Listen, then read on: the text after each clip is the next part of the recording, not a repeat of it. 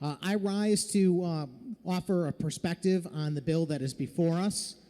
This is going to be an interesting conversation because there are aspects of the policy that is before us that I like very, very much. There are other parts of the proposal that I think fall short. And my hope tonight is that we are going to be able to dig in a little bit and understand the details of the bill before us so that we can all make an educated and an informed choice on how to vote. And I guess that might be the first thing that I want to address, is that I don't know that the voters were given the same opportunity.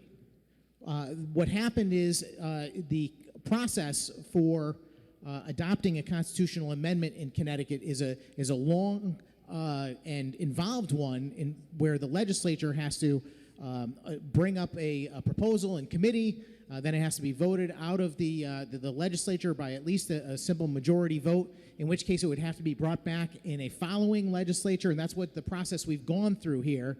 And we're on kind of the final leg of the journey for early voting. And for those folks that were listening earlier when we were talking about the no excuse absentee voting constitutional amendment resolution, we're just the next step beyond that. That bill is in the stage where it's about to go to the voters. And this is a situation where it has gone to the voters. They've voted in favor of early voting in the state of Connecticut, and now the majority party has crafted this policy that is before us now.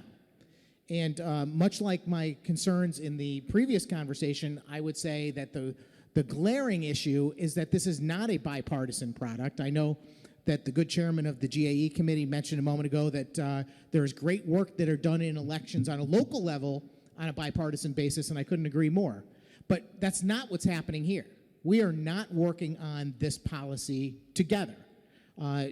We've been through this a number of times. I think this may be the fifth or sixth time that I've debated early voting between the committee and on the floor of the Senate. And each time I've offered ideas, I've offered amendments, and yet they fail on a party line vote. And ultimately, the product that we have before us is the majority's version of early voting. And I guess I've had two significant issues all along with the way this has been done. And I think I'm going to start with the question. The first thing that I would suggest is that since the very beginning, when this was first proposed as a constitutional amendment, my number one gripe, if I had one, was, why are you not telling the voters what you mean by early voting? The question that was ultimately passed and put on the ballot was, shall the Constitution of the state be amended to permit the General Assembly to provide for early voting? That's a very, very simple question. In fact, I've often referred to it as the free lunch question. Would you like free lunch? Sure, you would like free lunch, until I tell you what it is. And then maybe you might change your mind. And that's the situation here. And I've always argued that we should be telling the voters, what do you mean by early voting? Do you mean 1 day of early voting, a week, a month, a year? What is it? And I think we've reached a point now where the bill that is before us represents 14 additional days beyond Election Day within a period of 15 days before Election Day. So a 16-day window. A 17-day window, because neither Sunday or Monday are included. And that's a very lengthy time. I've got to correct myself. I'm getting ahead of myself. There's no Monday, but yes on Sunday. So it's 16 days. And again, I think I might have just illustrated one of the concerns I have, which is that I don't know that people are going to immediately understand what the time frame that we're looking at is. And I've tried to make the case over and over and over again in the committee and here in the Senate that we need to have a more thought-out process rather than simply putting a very basic question in front of the voters. Do we want free lunch? Do we want early voting? Because I don't know that everyone understood what we were getting when they did that. Let me just move on and say, there was a lot of stuff I wanted to mention during this debate, not realizing we were going to have the vote on no excuse absentee voting first. And I did talk about the divide in our country, the previous elections that were contested by people in both parties It was mentioned to me, after that debate, that goes back a long time. You had the hanging chads in the Bush v. Gore election back in 2000. So it's not a new thing. But what we should be doing is we should be working together to try and come up with the best possible policy to give confidence, as the good chairman also mentioned, to the people that we represent, that the elections that we are putting together are going to be thoughtful and responsible. I've heard people say the people voted for it. And we just heard from the chairman bringing out the bill, the will of the people is being done. And I would love to believe that. I want to do the will of the people. But the will of the people is not clear. I don't know that people really wanted to have this type of election. When I first heard the concept of early voting, my reaction was, it's going to look like Election Day. It's going to look like what we know as Election Day, where people have multiple polling locations across town, and they can go to the school wherever their precinct is that is convenient to them. And all that early voting represents is more opportunities, more days to do that. And I thought that we might start with a more modest time frame, 3 days or 5 days even, or even 7 days. But instead, the bill that's before us represents a very long time frame for early voting, which I want to talk about in just a moment. But the other thing that it does is it does not expand the opportunity for people to vote. And I'm going to get into that in a much more larger detail momentarily. I'm going to start with the small concerns and talk about the big ones at the end. But the time frame issue is not something we should overlook. An election is basically, for many people, and I would consider myself a one-day is election day kind of voter. I was brought up that way, that election day is on a specific day, and everything that happens up to that day is all leading to that point, that snapshot in time where we'll make our decision. And each one of us in this room has experience working on campaigns, either our own or other people's. And we have always worked on our campaigns with that in mind, that we're trying to get our message out to the voters, and we're trying to build up to that point in time where people will make their ultimate decision. And I'm not suggesting that it's a bad idea to have a broader window for people to make that decision so that they have convenience and access to be able to put their vote in. But how long should that time frame be? And does that interfere with the notion that an election is really a snapshot in time? Different things are happening in the world. Imagine if you had two presidential candidates, one of them that you liked much more thoroughly than another, but you were very concerned about their positions on foreign policy, for example. The other candidate you didn't really care for, but if we are ever going to go to war, you would want that candidate instead. Well, what happens when you start casting votes multiple days, multiple weeks in advance of Election Day? Things can happen during that time frame. And campaigns are at a disadvantage to be able to get the message to their voters the way they want to, so people can make an informed choice. And indeed, there is a lot of data about this, and you can go read about it. But usually what happens is that the people that vote first are already typically committed voters, people that were never going to change their mind. They're the most committed Republicans, the most committed Democrats. They're just trying to get their vote in first, and they want to get it settled and taken care of. And that's fine. But I think there is something to be said about using the election process as a mechanism to unify a district or even the whole country around the choice that has to be made for our future together. And I think that gets lost in the translation sometimes when we have lengthy voting periods.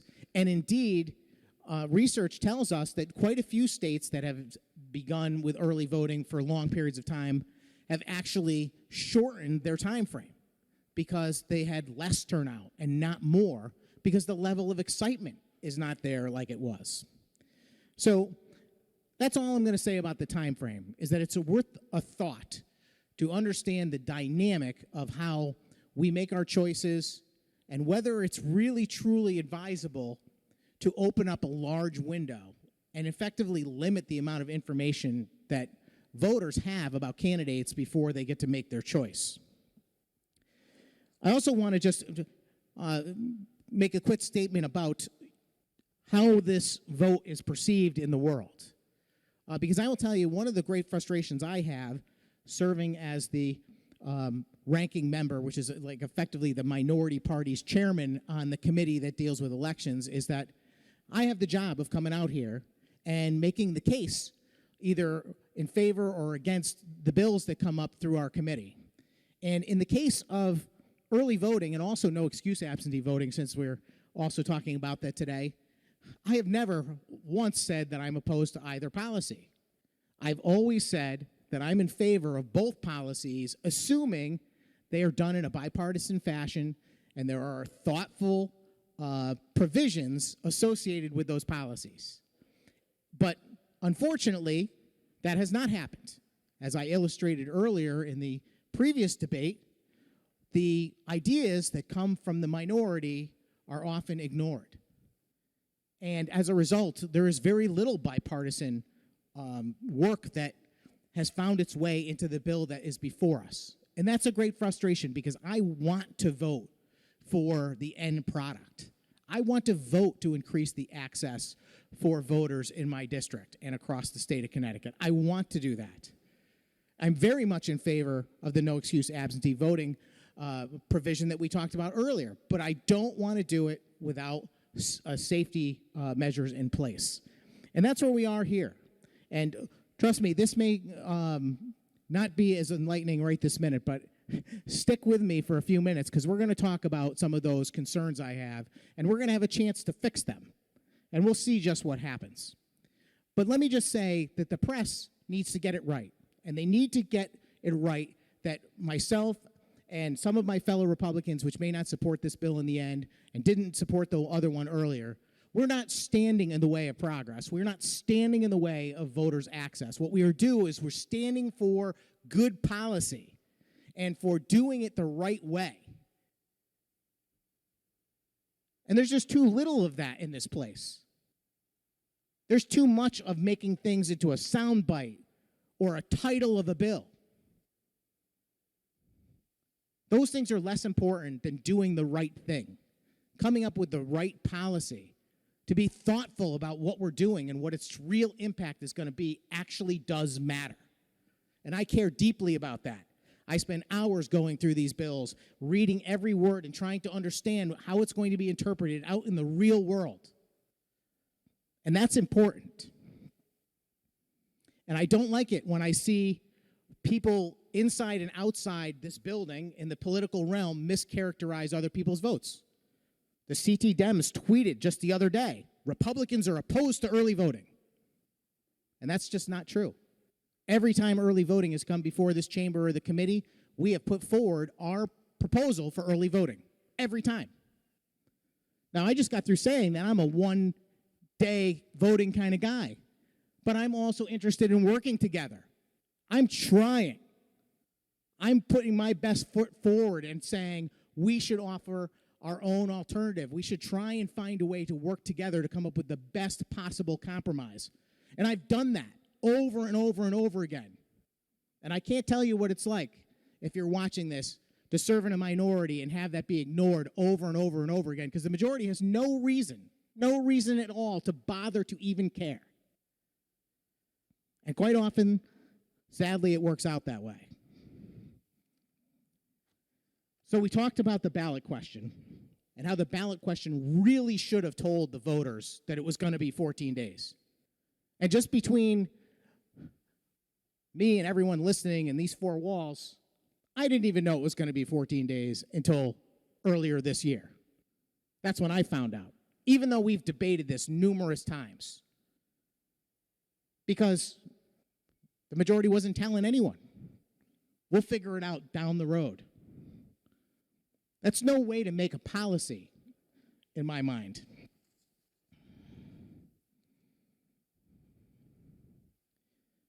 So here it is. It's 14 days of early voting.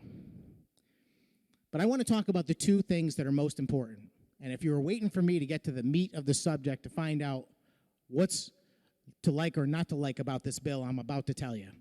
Number one is the cost of this bill. And number two is the notion of access.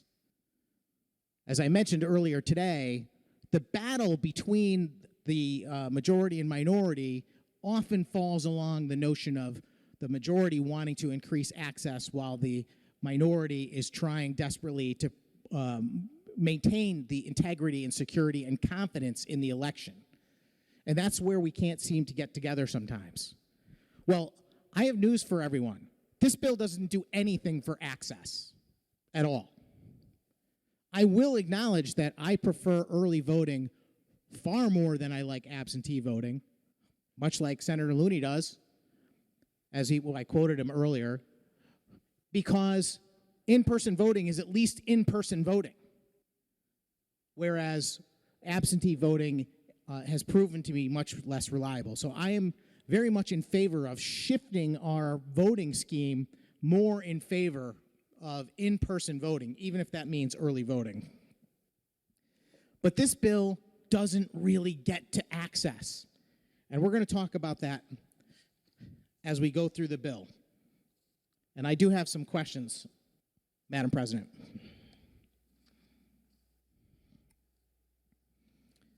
So one thing I forgot to mention, which is I was just talking about the perception that's out in the world about, you know, how this is supposed to happen and when we're supposed to get early voting. I just want to remind everyone that we could have had early voting as far back as 2019 if the majority simply took our amendments as far as the timeline and an amendment to require photo identification at the polls. We would have voted it out of here unanimously. It would have easily made the plurality to go on the ballot immediately. And we wouldn't even be debating now. We would be celebrating the fact that we have early voting in Connecticut, that it happened in a bipartisan way. So the reason why we're still here is because of the majority's lack of will to work with us, to work with me, to find out what was necessary to make a bill into something that everyone can support across our state. So let's just talk about the bill. It's 41 pages long. And if you start reading in the very first section, we find out that this is going to begin on January 1st of next year. So it's not going to affect this upcoming election. I think the chairman alluded to that. There's a combination of reasons why. There was some effort earlier this year, I think, to try and get it in for this November election, but I think there was a lot of concern by folks on the local level about being able to make that happen, and also some concern about having the technology and the machines ready to do it as well. So just to go back to the timeline, the first question I guess I will ask is, we agreed that the time frame is an additional 14 days of early voting plus Election Day, a total of 15 days, but not the Monday before Election Day. And I'm just curious why that is. Through you, Madam President. Thank you, Senator Sampson. Senator Flexer. Yes, thank you, Madam President. I appreciate the question. The reason that the Monday before Election Day is not included is because that is a day that traditionally elections officials check all of the absentee ballots that have come in, all of the people who've already participated in the election so that they can prepare the materials and most specifically the voter rolls for Election Day. So the Monday before the Tuesday in November will not be included for early voting so that that work can happen the way it has in the past and also include all of the records from voters who will have participated during the early voting period so that on Election Day itself, those voter rolls will include any record of folks who have voted already. Senator Sampson. Thank you, Madam President. I appreciate that answer. And just reading on, it looks like there are different time frames for a general election, a primary, and special elections. And also, there's a note of a presidential preference primary, which I think may be the very first election that falls within the new early voting law, should it pass. Maybe the chairman can explain to me why we have these different timeframes for each type of election. Through you, Madam President. Senator Flexer. Yes, thank you, Madam President.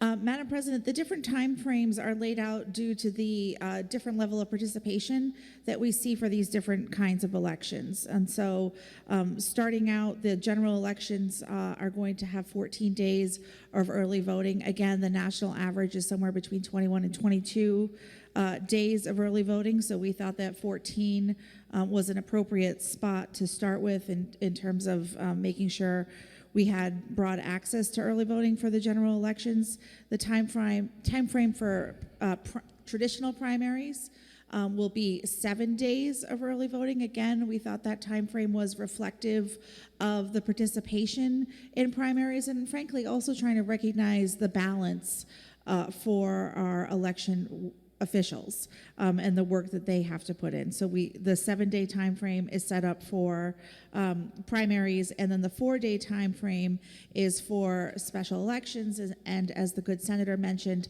the presidential preference primary. Again, looking at the turnout and the amount of preparation work that is needed to be done by our elections officials, the 4 days we thought was an appropriate time frame, and specifically for special elections. If you think about the way special elections often happen, there's a very narrow window for those elections to take place, and so it would have been an incredible challenge with the timeframes for a wide variety of the structures of our electoral system to squeeze in 14 full days of early voting for a special election in what is often an 8-week or so window. And so that's the reason why it's 4 days for special elections. Through you, Madam President. Thank you, Senator. Senator Sampson. Thank you, Madam President. I can appreciate certainly the reasons given and the fact that there is certainly a different amount of turnout in different types of elections. But isn't there a concern that having all of these different time frames might be confusing for the average voter? Through you, Madam President. Senator Flexer. Through you, Madam President, I can appreciate that concern, and I think it's going to require some effort to make sure that voters know what the window is for early voting. The good thing is, if someone were to show up for a special election 14 days before that special election, they would be told by the election officials in that community when the window started. And so while there could be some challenges where voters think there's always universally that 2 weeks ahead of the election to participate, at least the way it will work out in practice is that person will not have missed their opportunity to participate in that election. Again, I think throughout this piece of legislation, we're trying to find the balance between making it easy for voters to participate, making it accessible, trying not to set up a structure that is confusing, but also trying to balance the reality of the hard work that our elections officials do. And if we had 14 days for every type of election, then you could see voting periods in some years and in some communities that total well over a month to 45 days. And so again, I think these timeframes present a balance in accessibility for almost all of our elections here in the state, but also reflecting the reality in terms of the turnout and the amount of work that needs to be done by the elections officials who administer our elections. Through you, Madam President. Thank you, Senator Sampson. Thank you very much. I appreciate those answers, and I appreciate the chairman for being so knowledgeable about the bill. Just moving on, I'm on lines 53 through 65, and this appears to be the policy that is being adapted to early voting for same-day registration. And this is effectively election day registration, but for the early voting period. And I'm just reading, and it notes that an unaffiliated elector, so an unaffiliated voter who wants to participate in a primary, apparently will become eligible as long as they file their registration by 12 o'clock noon on the business day immediately preceding the day on which period of voting commences. So I just want to clarify, just for my own sake, reading this, we have no voting on Monday. So maybe the chairman can let me know what that deadline actually is. So does that mean that if they have to be in by 12 o'clock noon on the business day immediately preceding the day on which the vote period of early voting commences, what would happen if they wanted to participate, say, on a Sunday? Does that work? Will they still be able to register and vote on effectively for that Tuesday? Through you, Madam President. Senator Flexer. Yes, thank you, Madam President. Madam President, I believe the sections that the good senator is referring to has to do with primaries. And so in the example that the good senator gave, a person who wanted to switch from an unaffiliated voter to be a member of a political party and participate in the primary as outlined in the lines that the good senator referenced, they would need to present themselves on the Sunday, register with that party, and then they could participate in the voting in the primary on the Tuesday, the primary day, if you will. Senator Sampson. Thank you, Madam President. I appreciate that. And what if they were, I would assume that you could still be eligible to register on Monday, even if you cannot early vote on that day. Would that be possible through you, Madam President? Senator Flexer. Through you, Madam President, I believe the person would be able to change their enrollment at their with the registrar of voters the day before the primary as well. Senator Sampson. Thank you, Madam President. Just the second paragraph that I had highlighted is not about primaries, but is about the general election, and this is somebody who is not a registered voter at all. So this is not admitted as an elector, but they shall be eligible to vote if they file their enrollment by 12 o'clock noon on the business day immediately preceding. So I guess my question would be, it's a little different. A minute ago we were talking about someone who was changing their enrollment, but they were already a registered voter, and this is someone who is effectively doing same-day registration. So I'm just trying to get it straight in my head. If they show up on Sunday, as long as they had been there on the Saturday before noon, I think they'd be okay. And if they are there on the Sunday before noon, does that mean that they would have to wait till Tuesday to vote? Is that correct through you, Madam President? Senator Flexer. Through you, Madam President, I want to be careful in my responses here. And so is the good senator referring to sections of the bill that have to do with primaries or general elections? Senator Sampson. Thank you, Madam President. This particular paragraph, lines 59 through 65, is about a general election, I believe. Senator. Oh, no, forgive me. It is about primaries, but it is also about somebody who's not an admitted voter. So it is a same-day registration situation. Senator Flexer. Thank you, Madam President. Madam President, so the sections that the good senator is referring to do still have to do with primaries, as the good senator said. And so the person would be able to enroll as an elector and and affiliate with a political party the day before, and then the next day, or the next voting day, depending on the calendar that the senator is outlining, they would be able to cast a vote in that primary election. Senator Sampson. Thank you, Madam President. And I'm sorry that this gets so confusing, but when I read this through the first time, I had difficulty trying to understand what happens in certain situations. So if you have required to register by 12 noon on the day before, does that mean that if you registered after 12 noon on Monday, you would not be admitted to vote on Election Day? Through you, Madam President. Senator Flexer. Through you, Madam President, again, I will acknowledge that what the good senator is asking questions about is a little bit confusing, but I do want to be clear. I think we're referring to primary day, and I think the senator is correct. If you attempted to enroll after noon on the Monday before primary day, you would not be able to participate in the primary. Senator Sampson. Thank you very much, Madam President. I appreciate that, and that's the way I read it also. But these sections are quite confusing. It's very condensed. It's a relatively short paragraphs talking about whether someone's affiliated, unaffiliated, whether it's a primary, whether it's not a primary, which days count, and so forth. So there's a lot squeezed in there. I thought it was odd in the last sentence also that it says, by 12 o'clock noon on the business day immediately preceding the day during such period of early voting on which such person offers to vote at such primary. And I've never seen that expression before.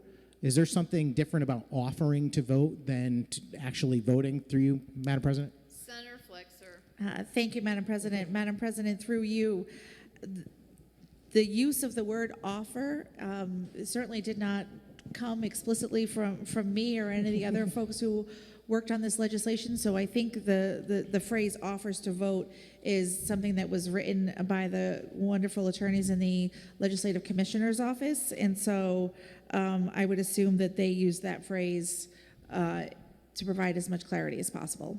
Senator Sampson. Or the lack thereof. But I think we do understand what is going on. So let me just move on to the next section, which I think is much more important to discuss, and that is the process by which the polling location for the early voting periods is established. And if we start on line 70, I believe it is, it says the registrar of voters of each municipality shall designate a location for the conduct of early voting. So the local registrars are the ones who decide that. And they have the ability to do that as long as they have a statewide centralized voter registration system hooked up, and such location is certified in writing to the Secretary of the State. And there is a time frame for them to do that. It goes on to say that the written certification from the Secretary is to be approved or disapproved.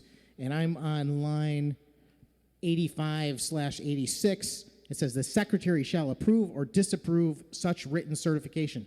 Is there a reason why the Secretary of State would disapprove a location if it met the criteria? Through you, Madam President. Senator Flexer. Thank you, Madam President. Madam President, the Secretary is required to review these voting locations for a variety of considerations, including things like accessibility and internet connections and electricity and things like that. And so those are primarily the reasons why the Secretary of the State would not approve a early voting location. Through you. Senator Sampson. Yes, thank you, Madam President. I appreciate that information. It does lay out that criteria here. It says written certification shall provide the name, street address, relevant contact information associated with such location, number of election or primary officials to be appointed by the registrars to serve at that location, description and design of such location, plan for effective conduct of such early voting. So we're asking the municipality to put together such a plan, the registrars in particular, and then the Secretary can approve or disapprove. And if she disapproves, it says that, let me see, she's got to put in writing the reasons for disapproval, etc. And I would just point out that much like the other night we had a discussion about the Voting Rights Act bill, that I thought that it was interesting that we are granting an awful lot of authority to the Secretary of the State. And I just want to remind everyone that Secretary of State is certainly a official of the state of Connecticut, and they have broad power to make sure that elections run smoothly and so forth, but they are still an elected partisan figure. And empowering them with broad discretion on what they can and cannot do as far as approving and disapproving of various activities on a local level, to me, is somewhat troublesome. I don't like the idea of us getting away from clear written laws that apply to everyone equally and instead empowering elected folks or even bureaucrats to make these kinds of decisions. But that's neither here nor there. Going on, it just says that the location cannot be changed unless there's unanimous agreement by the municipal clerk and the registrars together. It goes on to say, and this is the part where I start to have some issues with this bill. It says that if you have, starting on line 109, in any municipality with a population of at least 20,000 people, it says the legislative body may hold a public hearing on whether to designate an additional location. I find that shocking, Madam President, that in a larger demographic jurisdiction, which would traditionally have multiple polling locations. I have a chart, which I'm going to get into in a moment, that lays out the population of various towns and cities across Connecticut and how many polling locations they traditionally have on Election Day. Towns that have 20,000 or more often have minimum, it looks like, 4 or 5, and as many as 8 polling locations. Now, I understand we're talking about an early voting period and not Election Day, but we also are trying to create policy that I think matches what was in the minds of the voters.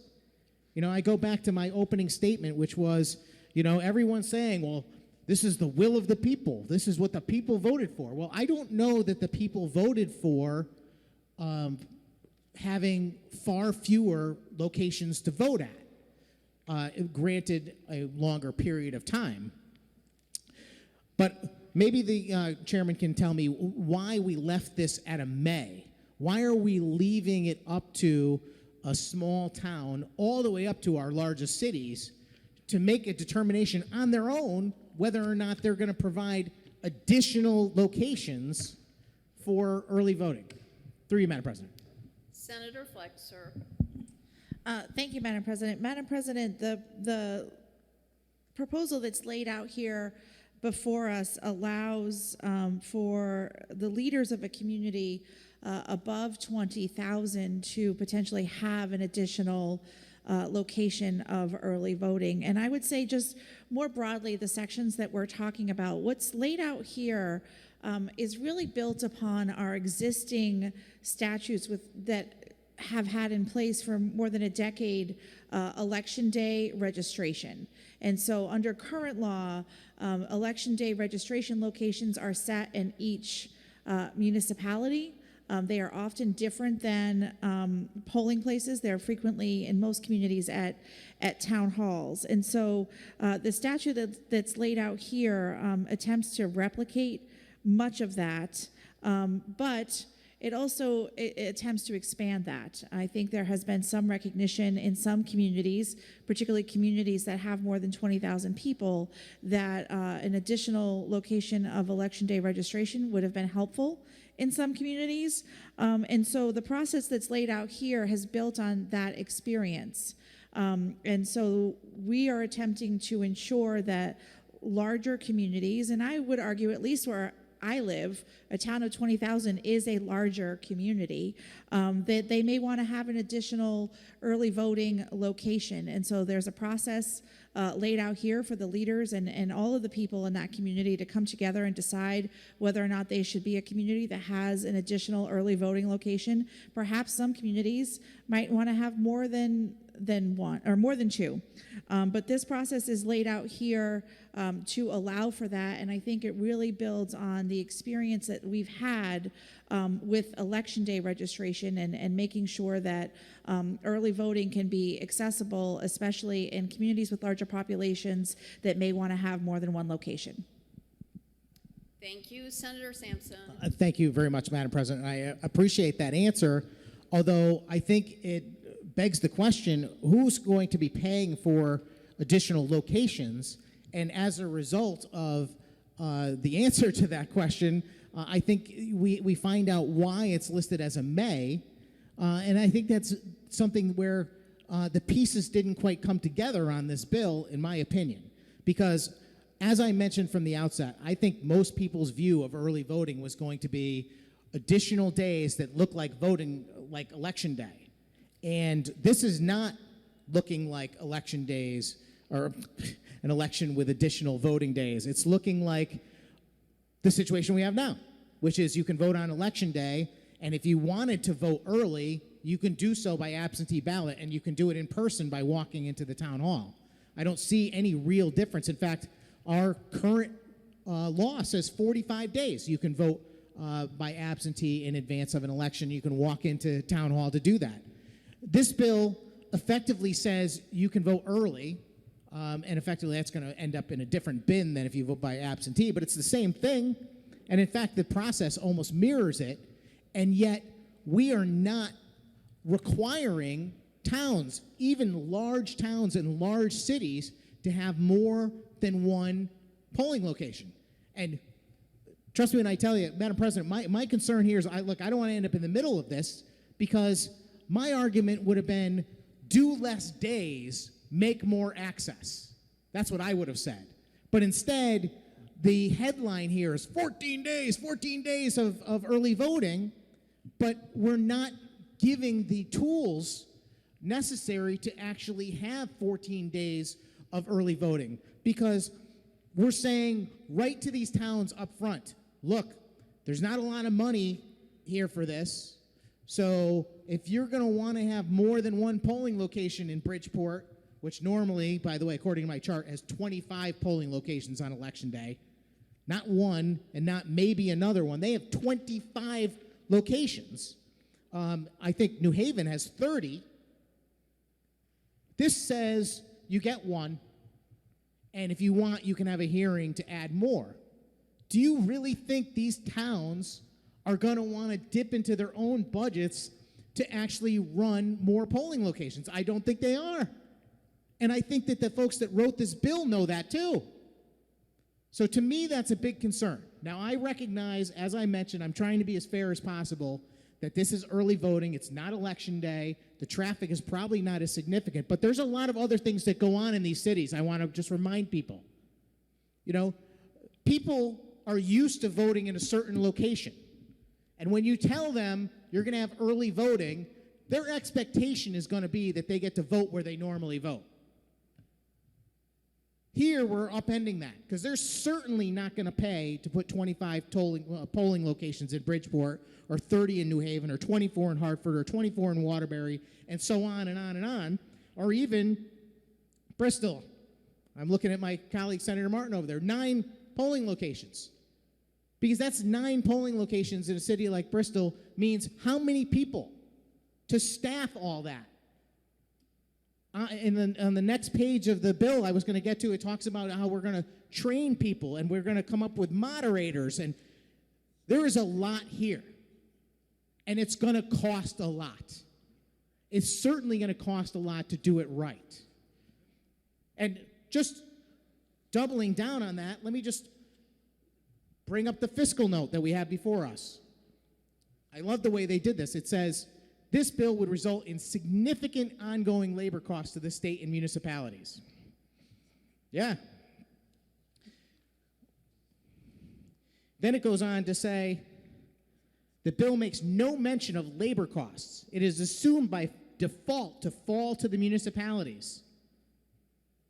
So the towns are going to have to eat the cost of the expansion of early voting.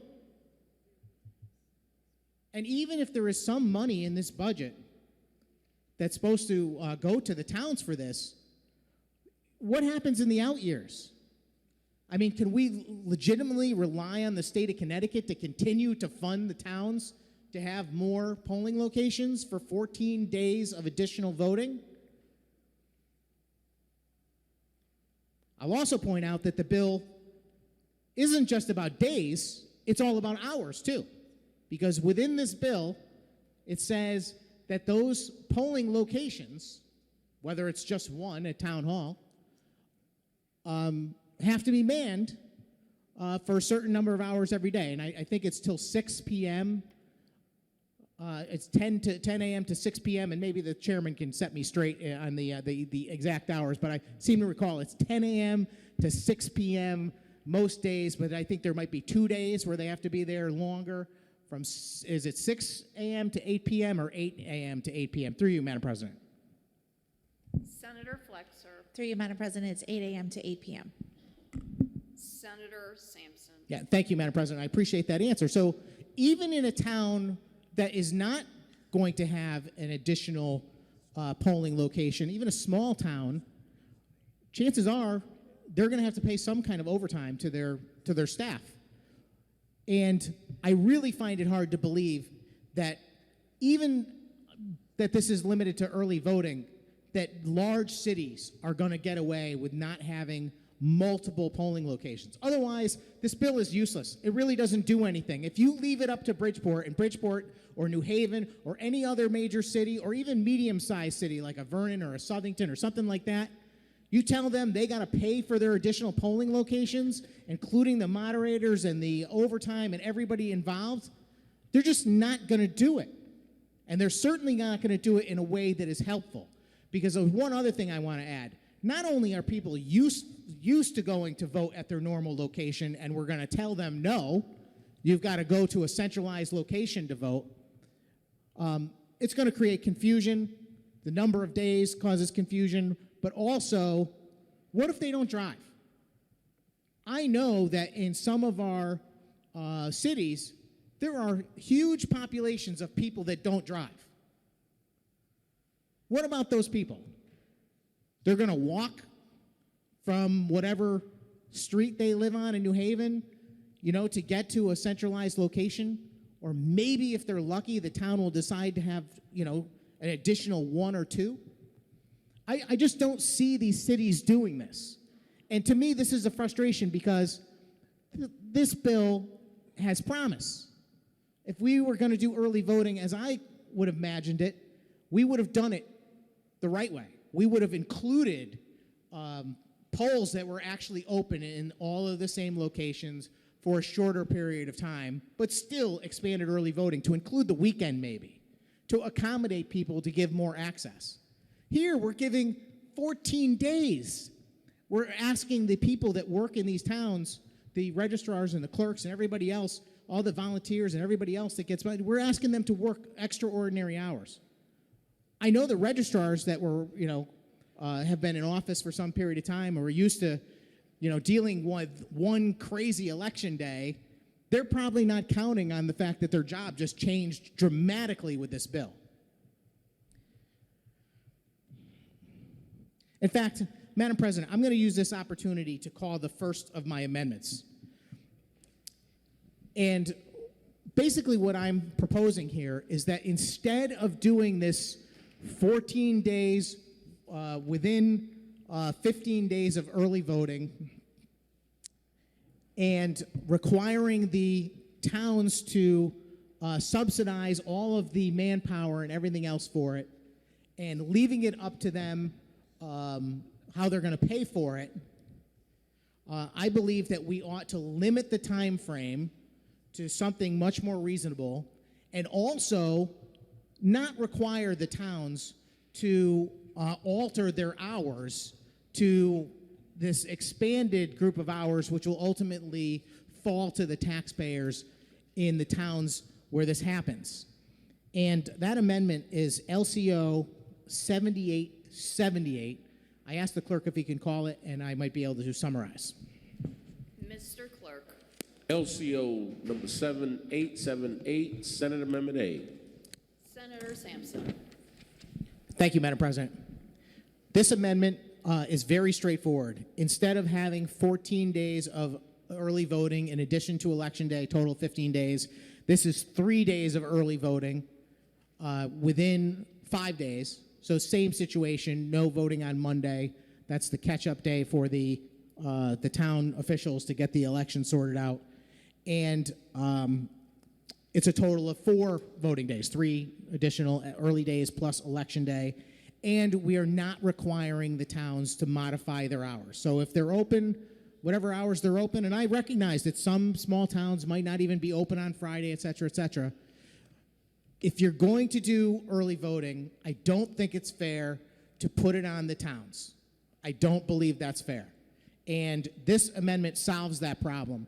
It also allows us to find our way into the future. We do a limited 3 days worth of early voting. We don't put a huge mandate on the towns, and then we revisit it. And we find out whether or not it's worthwhile to help the towns by funding additional polling locations, particularly in the major cities, which is a major concern of mine, something we discussed the other night, and something that I want to get back to. So I move adoption of this amendment. I encourage my colleagues to support it, and I'd like a roll call vote. Thank you. Thank you. And we will have a roll call vote on the amendment. Will you remark on the amendment, Senator Flexer? Yes, thank you, Madam President. Madam President, through you, I have a few questions to the proponent of the amendment. Please proceed, Senator Sampson. Prepare yourself. Thank you, Madam President. Madam President, in the amendment before us, how many locations of early voting is proposed? Senator Sampson. That is unchanged from the underlying bill, and I recognize it is not perfect, but I also did not come up with the design. I'm just trying to modify the bill to something that will actually work and appeal to the towns that we represent. Senator Flexer. Thank you, Madam President, and I appreciate the good senator's response. Through you, Madam President, so just for clarity purposes, this amendment before us would provide for 3 days of early voting in the same locations as outlined in the underlying bill? Senator Sampson. That is correct. Senator Flexer. Thank you, Madam President. And in the amendment before us, what are the hours for early voting during those 3 days as outlined in this amendment? Senator Sampson. Thank you, Madam President. I did mention it when I brought out the amendment, and it says that the hours are whatever hours that the municipality is already open. Senator Flexer. Thank you, Madam President. Madam President, there are a variety of reasons that I rise to oppose the amendment. Perhaps number one being that this wouldn't truly be 3 days of early voting even. In many of the communities that I represent, town halls are closed on Fridays. And frankly, actually, through you, Madam President, I have one more question for the proponent of the amendment. Under this amendment, would there be early voting on Saturdays and Sundays? Senator Sampson. Thank you, Madam President. I appreciate the question. There is no mandate on the towns to provide anything. And again, the amendment that is before us is here in recognition of how unworkable the underlying bill is.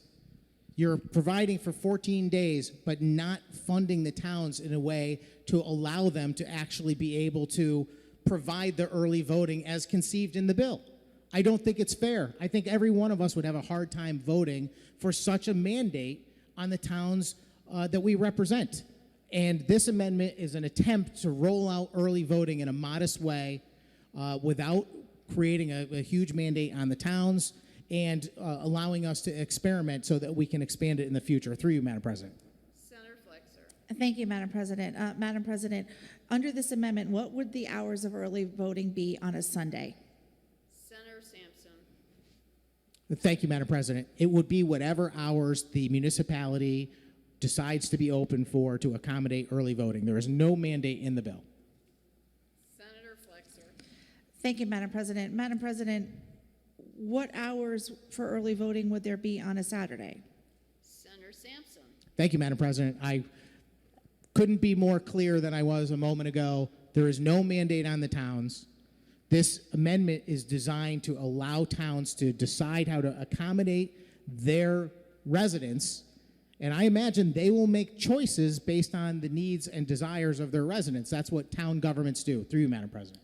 Senator Flexer. Thank you, Madam President. Madam President, I believe I may have already asked this, but just for clarity's sake, what hours of early voting would there be on a Friday, which would be the third of the 3 days proposed in this amendment? Senator Sampson. Thank you, Madam President. As I've already stated, there is no mandate on the towns. They will choose whatever the hours are to accommodate early voting. Senator Flexer. Thank you, Madam President. Madam President, given those responses, the amendment before us would result in early voting not being implemented at all. In communities across our state, town halls are not open on Fridays. They're almost universally not open on Saturdays and Sundays. And so the amendment before us would ensure that there was no early voting in Connecticut whatsoever. And so given the good senator's responses to my questions, I would urge my colleagues to reject strongly this amendment. Connecticut voters have waited too long for early voting, and this amendment would not provide for any at all. Thank you, Madam President. Thank you, Senator. Senator Sampson. Forgive me for speaking a second time on the amendment, Madam President, but I just can't let it go with this doesn't allow for early voting at all, because that's not an accurate statement. I would say that the underlying bill does not allow early voting to work. It is a large, unfunded mandate on the towns that we all represent all across Connecticut, and I have only just begun to explore how much of an unfunded mandate that is. And in the coming minutes, I'm going to make it quite clear that it is ridiculously expensive and completely unworkable. And the people back home are going to be very angry if the bill passes the way it is. The amendment that is before us is a simple attempt at trying to accommodate early voting in the easiest way to roll it out possible, without putting a mandate on towns, allowing those people that live in those towns to petition their local governments to decide how they want to handle early voting. Much the same as we trusted the voters to decide whether they want early voting or not, and they have trusted us to write a policy for it, I want to trust the municipalities to decide how to set up early voting in their towns. And my amendment that I'm offering right now creates the framework. It does allow for early voting. It says to those towns, if you want to accommodate your voters, you can be open for 3 days out of 5 days prior to the election. It's a good amendment because it solves the problem of the underlying bill. It should not cost anything or much more, and if it does, that'll be up to the towns themselves. Thank you, Madam President. Thank you. Will you remark further on the amendment? Will you remark further on the amendment? If not, a roll call vote has been requested. The machine is open. Mr. Clerk, kindly call the vote on the amendment. Immediate roll call vote has been ordered in the Senate. Immediate roll call vote has been ordered in the Senate. We're voting on Senate Amendment A. The Senate Bill number 5, House Bill number 5004, an act implementing early voting. An immediate roll call vote in the Senate. Voting on Senate Amendment A for House Bill number 5004, an act implementing early voting. An immediate roll call vote has been ordered in the Senate.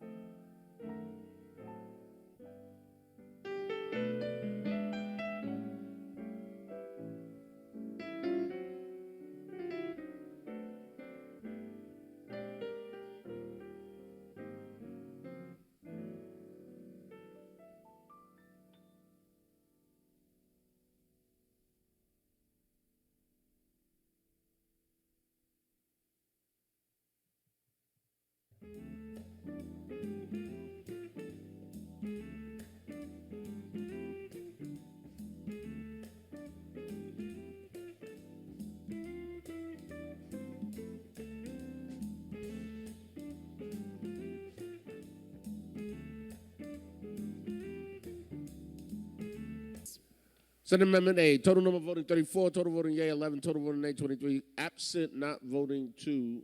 Amendment fails. Senator Sampson. Thank you, Madam President. So I am a little disappointed that amendment failed. I know that that amendment did not represent the perfect illustration of what I think most people would expect early voting to be. But let me just say that we're in a difficult set of circumstances right here. We have put a constitutional amendment before the voters. They have said, yes, we would like early voting. And now we are in the state Senate, and we are debating on the actual policy to implement early voting. And the bill that is before us, I don't think is workable. I think it attempts to do far too much with far too little. And I think it's quite clear from just the short conversation that we've had about some of the terms, where we are insisting to the towns that they've got to provide for early voting for 14 additional days, and that they have to be open for additional hours, all of which is going to require them to have significant costs. And that's on the one hand.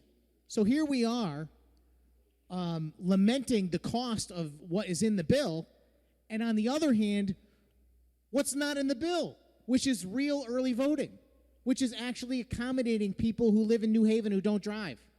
The bill doesn't do that, because we are giving the discretion to the towns to decide whether or not they even want to have a hearing about whether they want to have an additional polling location. That doesn't sound like, oh, wow, we're doing something so great. We're giving this tremendous new opportunity for early voting. No, you're giving the towns a very difficult situation, which is to accommodate early voting at the very minimum requirement of this bill, which is not offering enough to the voter. And it still costs too much. And just to illustrate that, let me just refer to the Republican American. This article came out earlier this month, and they entitled it, "Prepping for the Fiscal Bomb." The cost of early voting is one of the biggest blanks that we are unable to fill at this time. The cost figures that have been provided by the State Office of Fiscal Analysis are loaded with qualifiers such as about and between, and seemingly are designed to appear to be smaller than they really are. Does anyone really believe, as the May 5th report indicated, that potential municipal costs would be $4.4 million statewide? Dividing that municipal cost number by 169 towns, the number of cities and towns in Connecticut, yields an impossibly low average of $26,000 per municipality to keep polling places open and fully staffed for as many as 14 days instead of 1 day. It actually would be 15 days if you counted election day. Perhaps the legislature will fund this mandate, perhaps not. At a minimum, the state Senate should demand real-world credible cost estimates. And if senators proceed with early voting, they should set the lowest possible number of days, treating it like a pilot program rather than an epoch as an adjective, change in Connecticut's voting system. I couldn't agree more. That's what the amendment that I just offered was. It was a chance for us to actually roll out early voting in a responsible way. The bill does not do that. The bill fails by putting too much responsibility on towns and not paying for it, and simultaneously not providing access. The whole argument here was about we need more access for voting, right? That was the argument. That's the reason for early voting. Well, if you're not actually providing additional access because you're leaving it up to major cities to only have one location, and they get to decide whether they want to spend more tax dollars on more, then you're failing in that regard. So I know the amendment that I offered is not the real world best thing. And if we had actually had the chance over the last 3 years that the minority has been saying we need a bipartisan solution to these voting bills, if we had talked about it, maybe we would have came up with something that was 5 days, more polling locations, and paid for. Nothing would have made me happier than that. We still can do that. That's why I'm here offering amendments. Desperately at the last minute, trying to put some sense into the policy that's before us. Here's another article. This one was in the CT News Junkie. This is Callie Gale Heilman, president of Bridgeport Generation Now. She says that Bridgeport requires at least 3 early polling places, and I think that she's being very, very generous when she says that. We're very clear that the city of Bridgeport and cities like Hartford and New Haven, they must have multiple sites. It's not a may. It's a must. And we also know that without a mandate, cities may not. I don't know that Ms. Heilman and I agree on much, but I'll tell you we agree on that the bill says may. And I can tell you that if you leave this up to major cities, they're not going to do it. They're going to look at the cost of this and they're going to say, no, we're fine with the one polling location. And I think that is unfortunate. It's not fair. We should be doing this the right way. We should be rolling out a real early voting product.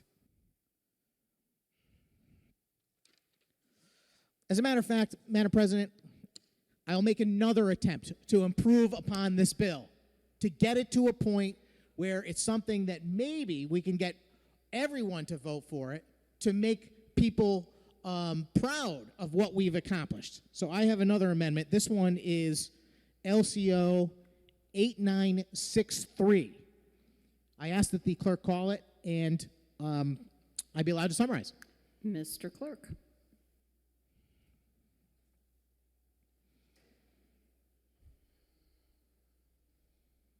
LCO number 8963. Proceed. Senator Sampson, prepare yourself. Thank you, Madam President. Madam President, if the amendment before us were adopted, would there still be 14 days of early voting in the timeframes that are laid out in the bill, the 10 a.m. to 6 p.m. hours and the 8 a.m. to 8 p.m. hours? Through you, Madam President. Senator Sampson. Through you, Madam President, yes, this bill does not change that requirement at all. The bill stays as is, but it does make the towns whole. So you are not creating an unfunded mandate in the process of passing the bill. Senator Flexer. Thank you. And through you, Madam President, how would the Secretary of State get the information for the reimbursement that's contemplated in the amendment? Senator Sampson. Thank you, Madam President. I don't know that there is any specificity in the amendment before us, but I'm quite certain that the towns can communicate with the Secretary of State itemizing their costs. After all, they are required to produce a plan that goes to the Secretary of State and has to be approved or disapproved. Remember, we discussed that earlier. So the Secretary of State will be well aware of what the plan is. She will, or he will, have authority to determine whether it's acceptable or not. So I think that they'll be in a good position to monitor the costs. Senator Flexer.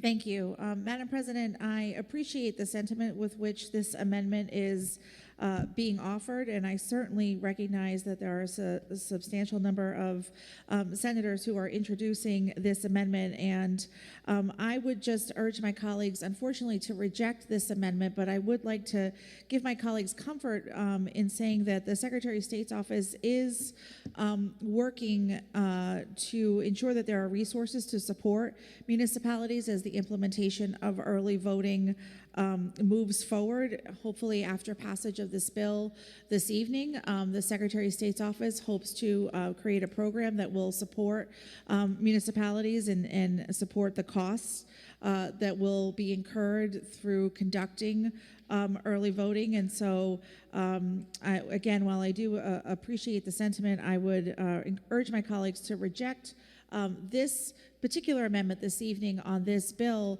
but again, I want to recognize Secretary Thomas's work and the work this legislature, frankly, is doing in our budget proposal to try to ensure that the costs for early voting are being supported by the state of Connecticut, and recognizing that this will require additional resources from our municipality. So again, I want to respect the fact that this amendment is being offered by a substantial number of senators here in the circle, but reject this amendment knowing that there will be additional supports for the implementation of early voting that come through the Secretary's office and from the state overall to support municipalities.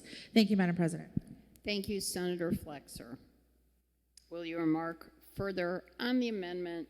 Senator Kissel. Thank you very much, Madam President. I've been watching this debate intently. I think there's good arguments on both sides. I started tonight's conversation lamenting the fact that the majority does not want to work with the minority on election legislation. I can tell you just from the last several years how frustrating it is to continually try to offer policy ideas that would be beneficial to the citizens of our state and have them rejected. That last amendment, I think, was indicative of that. Earlier today, we talked about the no excuse absentee voting constitutional amendment, and I expressed the reason why I felt distrust, and we are illustrating it right here, right now.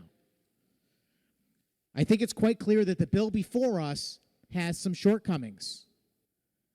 I think that the desire to have a lengthy early voting period as a headline is in direct conflict with what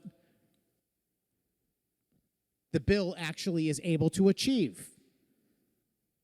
We learned that we are not giving an incentive to towns with large populations to expand access to voting. Simultaneously, we're causing costs in every town in the state, small to large, to rise without properly addressing their concerns and compensating for that.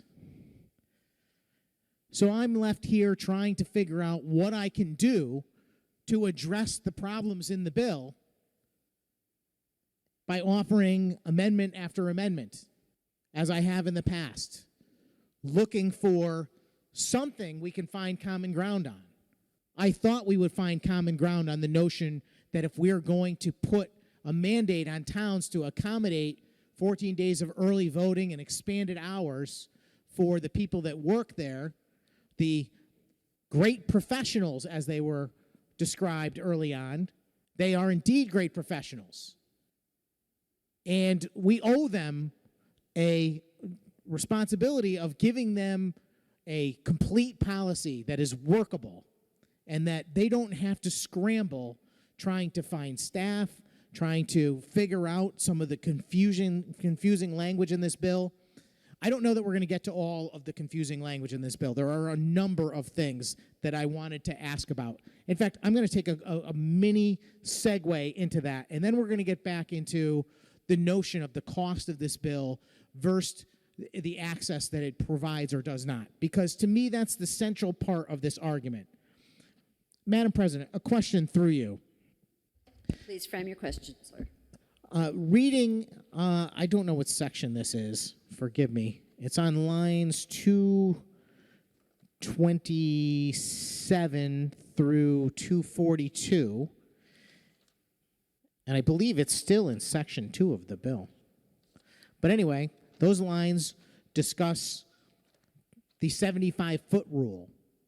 For people listening, effectively, that's the rule that says that if you are campaigning as a candidate or working for a campaign, that you have to be outside of 75 feet from where the actual voting is taking place during an election.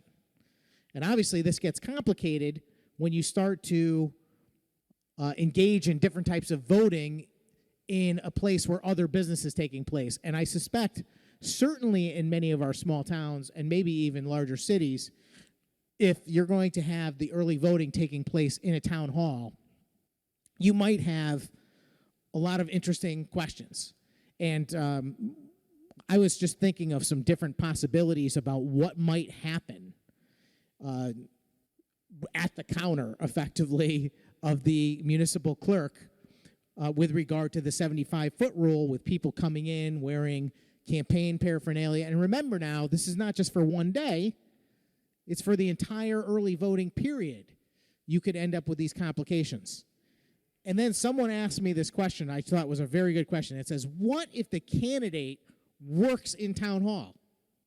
And that is not a hypothetical, because in the town of Burlington, they have someone who it will be a candidate on the ballot who is a sitting, an employee of the town hall. How do you accommodate that situation? Through you, Madam President. To you, Senator Flexer. Thank you, Madam President. Madam President, through you, the sections of the bill that the good senator was just referencing and the lines following the lines that the senator was referencing attempts to address just that. So we recognized that our current law with regard to the 75-foot rule, the space that a person who is politicking, who is a candidate, has to maintain away from a polling location, that would have to change given this period of early voting that's set forth in this bill. And so the lines that the good senator was referencing and a few of the lines after, at the end of section 1 of the bill, outlines a system to make that accommodation for the scenario that the good senator was describing. We understood that there are going to be people who are candidates who work in the town hall, who may be town employees, who may have other business that brings them to the town hall, and you certainly couldn't bar them being within 75 feet of the town hall for essentially a 2-week period. And so the section of the bill that's referenced makes some exceptions for that, so that a person can carry out any official business that they may have. They would be able to do that, but there would still be restrictions with regard to any displays that they might have. They could not be engaging in any form of electioneering or politicking whatsoever if they were approaching the town hall for that reason. And again, just for clarity, I reference the town hall because, as has been the case with Election Day registration locations, we do suspect that many of the early voting locations may be town and city halls, but this would certainly apply to other locations. So if a community were to choose a school, for example, and someone was a teacher or another employee of the school system, this would outline an ability for those folks to go about their official business while not engaging in politicking or in any form of electioneering. Through you, Madam President. Thank you, Senator Flexer. You have the floor, Senator Sampson. Thank you, Madam President, and I appreciate that answer, although reading the paragraph, it doesn't seem like much of a solution to me. It just says we're not going to do anything about it. It says a person, including any candidate or any campaign or party employee or volunteer, may be within such radius of 75 feet, A, only for the purposes related to the performance of such person's official duty. So if the person is the town clerk, they're going to be there all the time. And then it says, only for as long as necessary to perform such duties or conduct such business.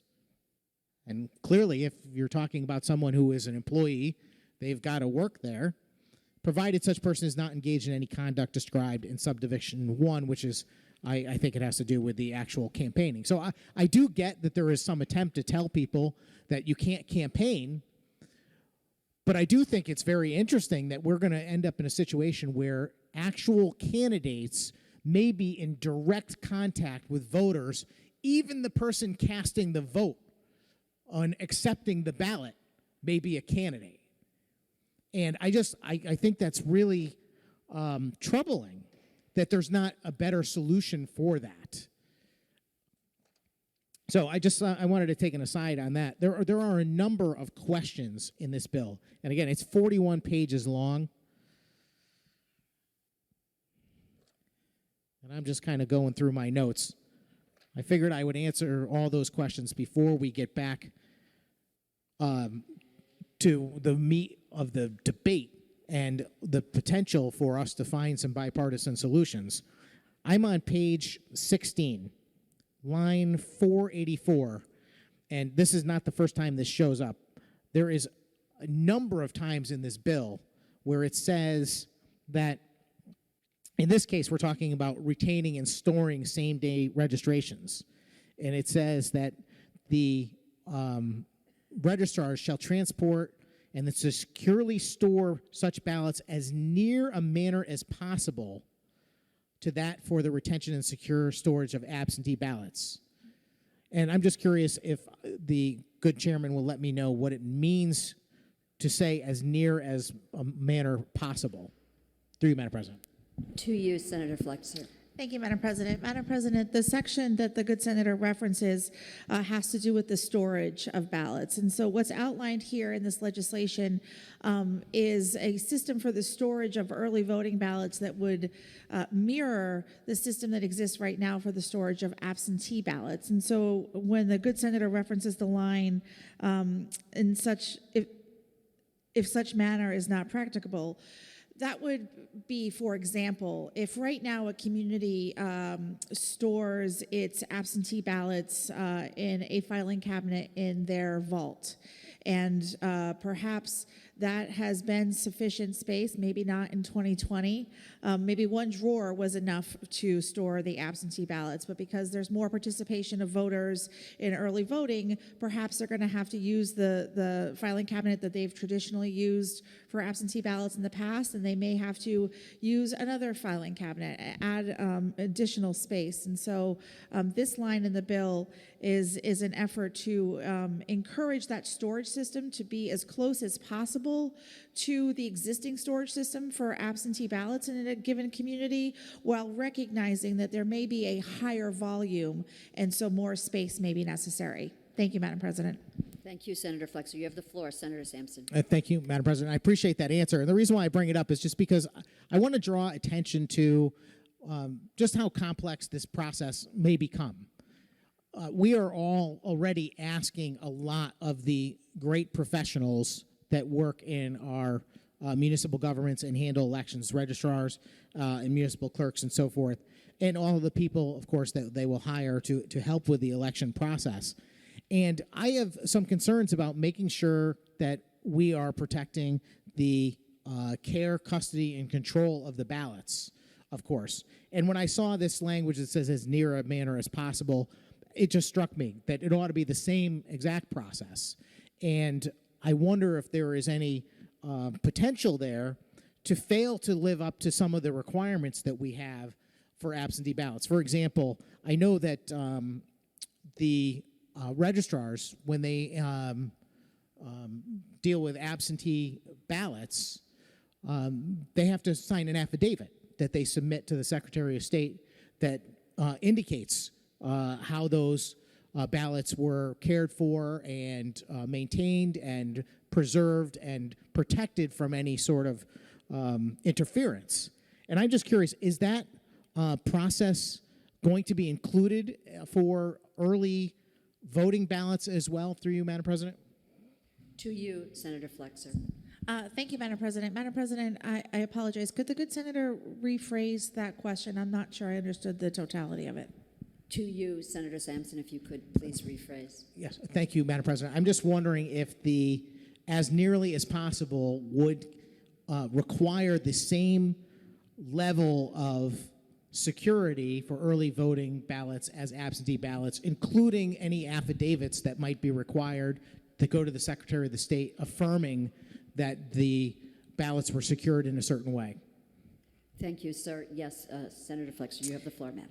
Thank you, Madam President. Madam President, yes, the sections of the bill that have to do with the retention and the secure storage of these ballots are the same as the storage requirements for absentee ballots, so that everyone can have great confidence that these ballots are meeting, that the storage of these ballots are meeting the same requirements as is the case right now for the storage of absentee ballots. We want to make sure that this system is building off of the system we have right now that I think most voters in Connecticut have great confidence in.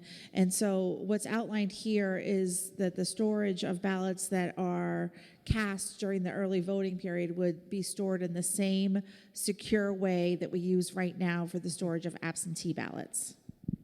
Thank you, madam. You have the floor, Senator Sampson. Thank you, Madam President. I appreciate that answer. The good chairman said the same 3 times in her response. And that's why I asked this question, because it doesn't say the same. In every particular case that has to do with care, custody, and control of these ballots, about the retention, security, all of it, it always says over and over again in this bill, as nearly as possible. And I certainly appreciate the chairman. I'm not trying to catch anyone, but when you said same, that's what I was looking for, was same. And it doesn't say same, it says as nearly as possible. But for the intent, I hope that we've clarified here in our conversation that the hope is that they will follow the same or as close to it without giving up any measure of integrity of the vote. The same process for all of those particular things. I mean, those were the main things that stuck out to me. Reading through the language of the bill, there are page after page of conforming language. And here it is again on same-day registration. as near as a manner as possible. Can I ask another question, Madam President? Is there Please any? frame your question. Is there going to be a separate count for early voting ballots with respect to Election Day ballots and absentee ballots? Will those be counted separately? Through you, Madam President. To you, Senator Flexer.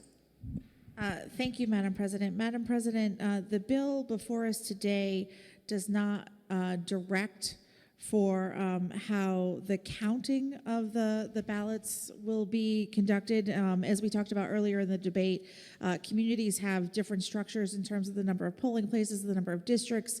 In some communities, they count, right now, they count their absentee ballots separately at the town hall. At some communities, they count their absentee ballots in the totals at an individual polling place. So there is some discretion in the legislation before us. But I do want to be clear about one point, is that no early voting ballots will be counted any earlier than ballots are counted now. So, for example, if early voting were to commence on October 22nd, ballots would still not be counted in any way, shape, or form until Election Day. And I think that's an important thing to make sure is out there crystal clear. But in terms of how the ballots are counted in a given community, there would still be some discretion with regard to that. Thank you, Madam President. Thank you, Senator Flexer. You have the floor, Senator Sampson. Thank you, Madam President, and I appreciate those answers. I still have some concerns about the way the ballots will be kept and counted. I still have some concerns about the notion of as nearly as possible versus the same. I do appreciate our conversation and maybe getting some of our dialogue on the record as far as the intent goes. But let me ask you another question, which is about audits. I've always been a strong advocate for auditing elections, and we've worked together on certain types of auditing. I know that there's already requirements in the law to certain random audits to occur. I don't remember the exact parameters, but I think we're supposed to do a certain percentage of elections for elections for different offices and maybe different sized municipalities, et cetera. And we certainly do audit elections that have very close results. I think it's if it's less than 0.5% between the candidates, something like that. But we don't have any real significant audit program for absentee ballots, and we don't have one for same-day registration. And I will just point out that this bill not only expands early voting for an additional 14 days, but effectively it's also increasing the period of time for same-day registration. So now it's not just one day for someone to register to vote and vote on Election Day. The same-day registration period is now expanded. And I have two issues with that. One is that I think what we're doing is we're creating a lot of different buckets. We are going to be putting a lot of responsibility on the great professionals in our town governments by giving them all of this responsibility to keep all of these different buckets of votes separately. I wonder why my Siri on my phone always writes votes when I say votes into my voice to text, and maybe it's me. The different buckets, though, are a concern for two reasons. One, I don't think complicating their job makes it any less likely to have mistakes. We want to avoid mistakes. Having multiple votes, it seems to create the potential for more problems. And I would like to see these different types of votes separated so that they can be monitored and audited. Will the counts be separate, through you, Madam President, for same-day registration versus early voting versus Election Day? To you, Senator Flexer. To you, Madam President, I apologize. I got a good chuckle and I enjoyed that. And so I may have laughed a little too long and didn't hear the entire question. I apologize if the good senator wouldn't mind repeating it. Although I would love to continue to talk about boats and votes, but I'd like to hear his question. I apologize. If you could reframe your question, Senator Sampson. Thank you very much, Madam President. The hour's getting late, and I'm going to try not to twist my words. I was asking whether or not the votes would be kept separately for Election Day voting, absentee voting, same-day registration voting, and so on, so that we would have the ability at the end of the election to be able to see a tally of where the different votes came from. Through you, Madam President. Thank you, Senator Sampson. You have the floor. Yes, thank you, Madam President, and I appreciate the senator repeating his question. As I said earlier, different communities do these counts different ways, and so I would imagine that some communities may choose to maintain a different set of election results for same-day registration throughout the early voting period, and I want to just appreciate the senator's comments overall with regard to audits of our process, and if it's okay with your indulgence, Madam President, I would say that one area where we have found bipartisan cooperation is on a different piece of legislation with regard to risk-limiting audits. I'm hopeful we might be able to get that done this year. The good senator and I have worked on that legislation for many years, studying it and working very closely with the Secretary of State's office, and so perhaps that might be something that if he and I both ask for it, we might be able to do tomorrow and have a nice bipartisan conversation about audits and voting. But to again, back to the senator's question, every community may have a different way that they choose to tally those votes. Thank you. Senator Flexer, you have the floor. Senator Sampson. Thank you very much, Madam President. I appreciate that answer. I certainly appreciate the discussion about risk-limiting audits. I think that is a positive. I would like us to do many, many, many more audits. Again, I opened with this concern about maintaining the trust of the people that we represent when it comes to elections, and just how bad it has become. And I'm not referring to Connecticut specifically. I think nationally, people have less trust in elections than they had a decade ago. And it breaks my heart. It's unfortunate. It shouldn't be that way. And I think a large part of that has to do with simply the breakdown in communication in the political realm. And I already expressed my frustration, and I will probably continue to do it before this is over, about how there are many, many good ideas that have been offered that have not been adopted here. And one of those ideas is with regard to maintaining that separation of the different types of ballots that can be used and the mechanism for being able to audit those results.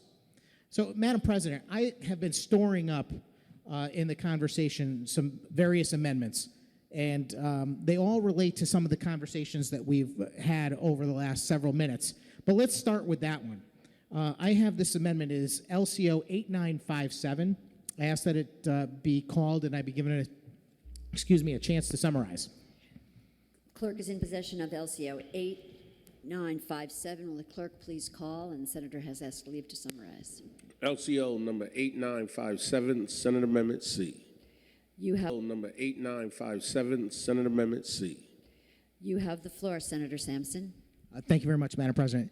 This particular amendment is focused on same-day registration and election day registration. I believe that it is imperative that we keep track of these types of ballots. So far, there is no audit process for election day registration in Connecticut. People can come into a polling place without any identification or anything and indicate who they are and simply swear to their identity and cast a ballot on election day without being previously registered. And I don't necessarily object to that process, except what happens after is a big mistake. What happens after is nothing. Nothing. So if that person goes ahead and swears and then casts their ballot, then the process simply is that that person now is registered to vote, their vote has been counted, and a letter will go out from the registrar's office confirming that registration. But what happens if that letter is returned and it says that there's no one who lives at that address? How do we know who that person really was? How do we know whether that was a legitimate voter or not? And I'm not suggesting this is something that, it runs rampant and it amounts to thousands of votes. But right in Southington, Connecticut, one of the towns I represent, there was an election decided for state representative by one vote. And there were a number of inconsistencies in that election. And I'd be glad to talk about them at some other junction. But one of the things that concerns me is the election day registrations and what we're doing about them to verify that they are indeed legitimate. And it's a simple process to audit them. It would be a simple process to set aside all those election day registrations. If any of them are returned in the mail, to make note of that and make sure that those folks are removed back from the voter rolls, and maybe more. I don't know exactly what the process would be, but we need to begin doing a better job auditing our elections. And at the very least, we should be keeping the election day and same-day registration votes separate from the regular election and the absentee ballots so that we can identify if there is a problem, where that problem came from. And that's what this amendment does, Madam President. And you move adoption, sir. Yes, I do. I move adoption and I'd like a roll call vote. Thank you. When the vote is taken, it will be a roll call vote. Will you remark further on Amendment C? Senator Flexer. Thank you, Madam President. Madam President, a few questions to the proponent of the amendment. Please frame your questions, madam. Thank you, Madam President. Madam President, does the amendment before us require additional equipment for towns? To you, Senator Sampson. Thank you, Madam President. I appreciate the question. I don't believe it does, although I will tell you that I filed this amendment a couple of weeks ago when I knew this bill was coming to us. I don't know that there is any requirement. It's not a long amendment. It simply requires those ballots to be kept separate from all other ballots and to compile a report. I don't know that they would need anything additional to do so. Through you, Madam President. Thank you, sir. Senator Flexer. Thank you, Madam President. Madam President, I appreciate that the good senator is clearly trying to answer my questions as clearly as possible. Could the good senator tell me if he is familiar with the challenges the Secretary of State's office in particular has had with our existing equipment for our elections? To you, Senator Sampson. Thank you, Madam President. That's kind of an open-ended question, and I would say, yes, I'm aware of certain issues, but maybe not all of them. Thank you, sir. You have the floor, Senator Flexer. Thank you, Madam President, and I genuinely appreciate that response. Madam President, in line 6 of the amendment, it says that ballot counters shall use a dedicated voting tabulator. Madam President, the issues I was referring to in my last question have been that our existing tabulators, while they are accurate, while they function well, and they have served our state and our voters very well for almost 2 decades, they are aging. And it has been an increasing challenge for our elections officials to get replacement parts for those tabulators as they wear and as they break down. And despite being able to maintain the accuracy and being able to function well in terms of having a paper trail and all of that, the mechanics of these machines are out of date. And the tabulators they're very difficult to find replacement parts. And so, Madam President, this amendment does require that there be additional tabulators, I would believe, in every single community in order to count the same-day registration ballots. And Madam President, the fiscal note does detail that there will be additional costs for both the record keeping, the tabulation, and the storage. And so, for that reason and others, I would encourage my colleagues to reject this amendment. Thank you, Madam President.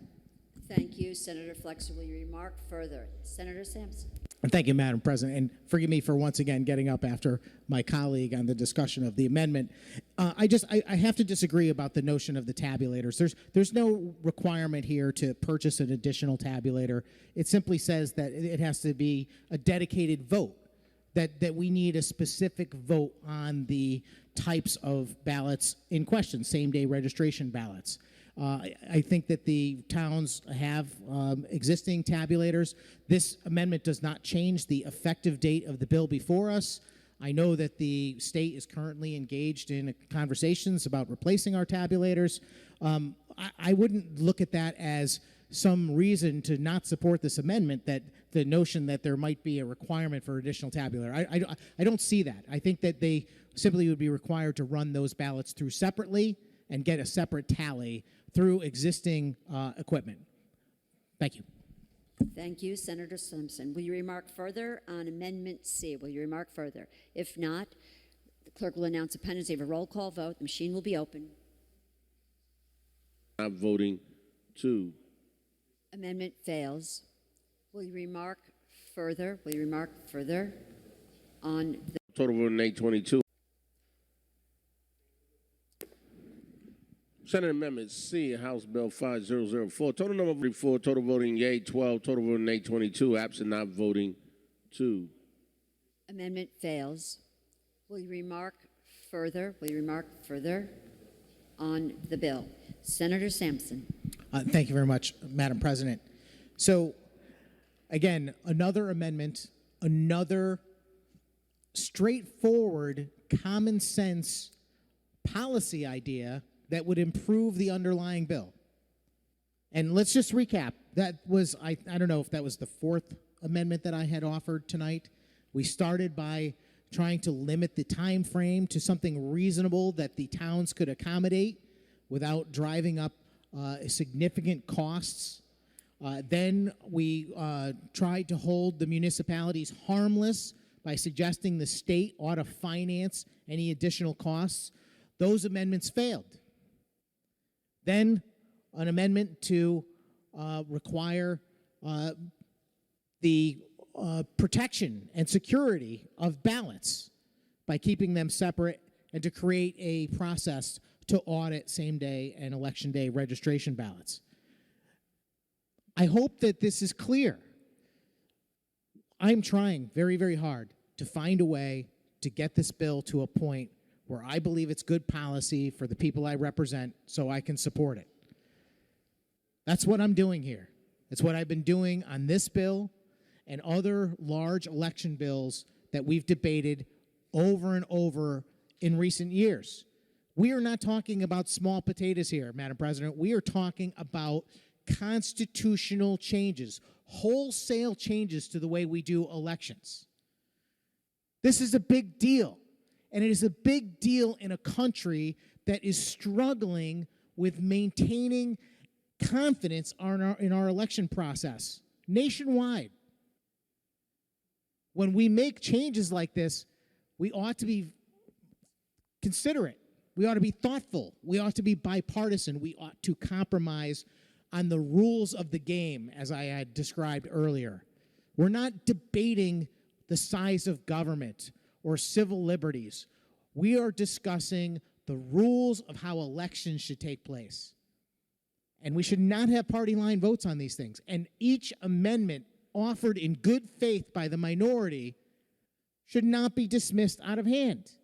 And yet we have watched each amendment go down, as they have in the past, without so much as a consideration. I appreciate the amendment, vote no. That's what we hear. And I have great respect for my colleagues. And I certainly have respect for Senator Flexer, who is the esteemed chairman of the Government Administration and Elections Committee. But we've reached a point where the majority doesn't need the minority to make this policy and therefore disregards the minority's opinion repeatedly. And it's frustrating because we have good and thoughtful ideas that matter. They should be taken into consideration. They should be appreciated and they should be accepted. At the end of this vote, I want to see a unanimous vote for an early voting product that all of us can be proud of, that every one of us can support. I'm not there.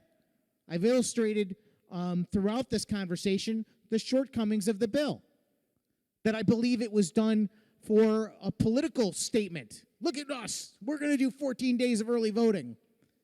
We don't really have the money to accommodate that, so we're going to kind of limit how it gets rolled out. And we're not even going to account for the notion that in the major cities, they're going to have very little increase in access, if any. Those are mistakes, but it's not too late. We're right here. We still have the power to pass amendments to improve the bill. Let's try a couple of more ideas. Maybe one of these will be accepted. As I mentioned earlier, the process for the transfer of absentee ballots between the registrars and the clerk for storage requires an affidavit. And I had asked earlier whether or not that was going to be required for election day registration ballots or same-day registration ballots, however you want to call them. And the answer was the bill says as nearly as possible, but we want it to be the same.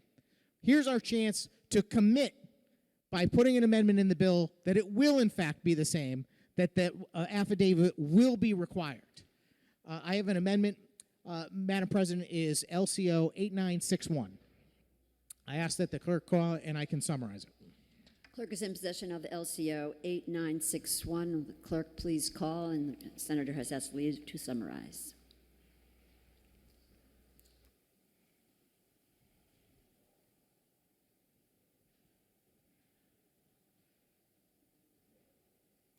LCO number 8961, Senate Amendment D.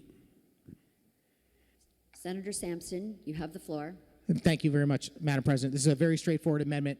As I just mentioned, this amendment would require the same affidavit process that is required for absentee ballots when they are transferred between the registrars and the clerk for storage for Election Day registration ballots. I move adoption. I'd like a roll call vote. Motion is adoption, and when the vote is taken, it will be by roll call. Will you remark? Will you remark? Senator Flexer, you have the floor, madam. Thank you, Madam President.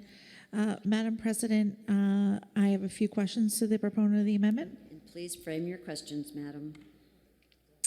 Yes, thank you, Madam President. Madam President, could the good senator outline how this process, if this amendment were adopted, would work? To you, Senator Sampson. Thank you very much, Madam President. This is in response to our conversation a few minutes ago where we discussed how it says that many of the policies concerning Election Day registration ballots were to be approached as nearly as possible, is the words in the bill, repeated over and over with regard to the care, custody, and control of those ballots as absentee ballots are currently treated in the law. This amendment is specific to the transfer of the ballots between the registrar and the clerk. And in the case of absentee ballots, there is an affidavit required under current law that has to be produced. And I had asked whether or not that would be required for Election Day or same-day registration ballots, and you indicated that it would be the same.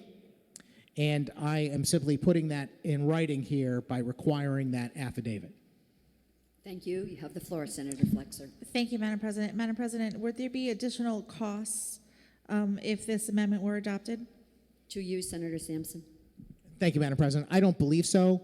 As honestly as I can say, it's going to just take a couple of minutes for the registrars and the clerk to produce that affidavit the same as they do for absentees.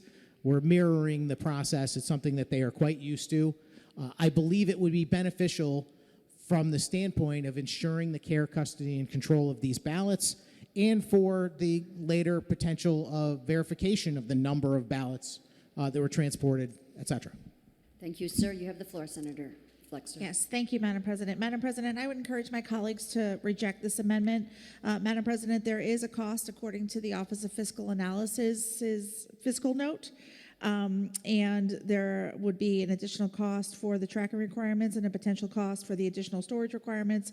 And I would also say, Madam President, that the bill before us outlines a process that incorporates the feedback we received on how to implement this new early voting system while maintaining the safety and security of the ballots, but also recognizing that there may need to be some alterations to the existing systems to accommodate the additional ballots. I believe the bill before us does provide that security with regard to the ballots, and the amendment before us would put unnecessary requirements on our towns and not give them the flexibility that they will need as they adjust to the new reality of having early voting. And again, Madam President, I'd encourage my colleagues to reject the amendment.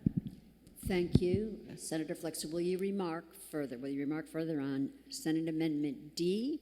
If not, I would ask the clerk to announce the pendency of a roll call vote. The machine will be open.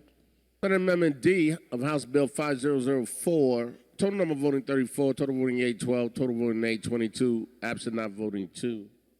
Amendment fails. Will you remark further on the bill? You remark further on the bill.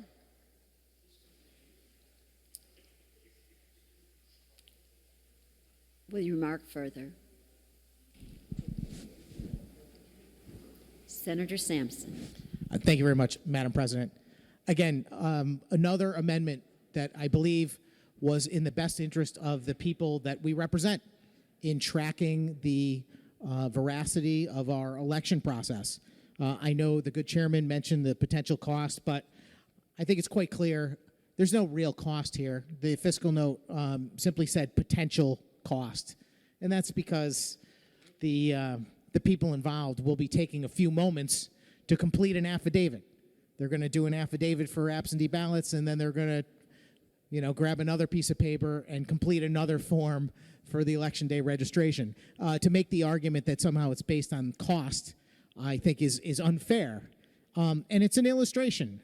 As I've mentioned over and over throughout this debate, the majority is not interested in the same level of election integrity that the minority is. The amendments that we're putting forward are all about protecting the sanctity of the vote, about making sure that elections are trustworthy, that people can rely on the results, and that's less important. It doesn't have the same impact. It's not as shiny, I guess, as the notion of saying we did early voting. Well, I would much rather be able to say we did early voting responsibly, and we did it the right way and protected the interests of all the people of Connecticut.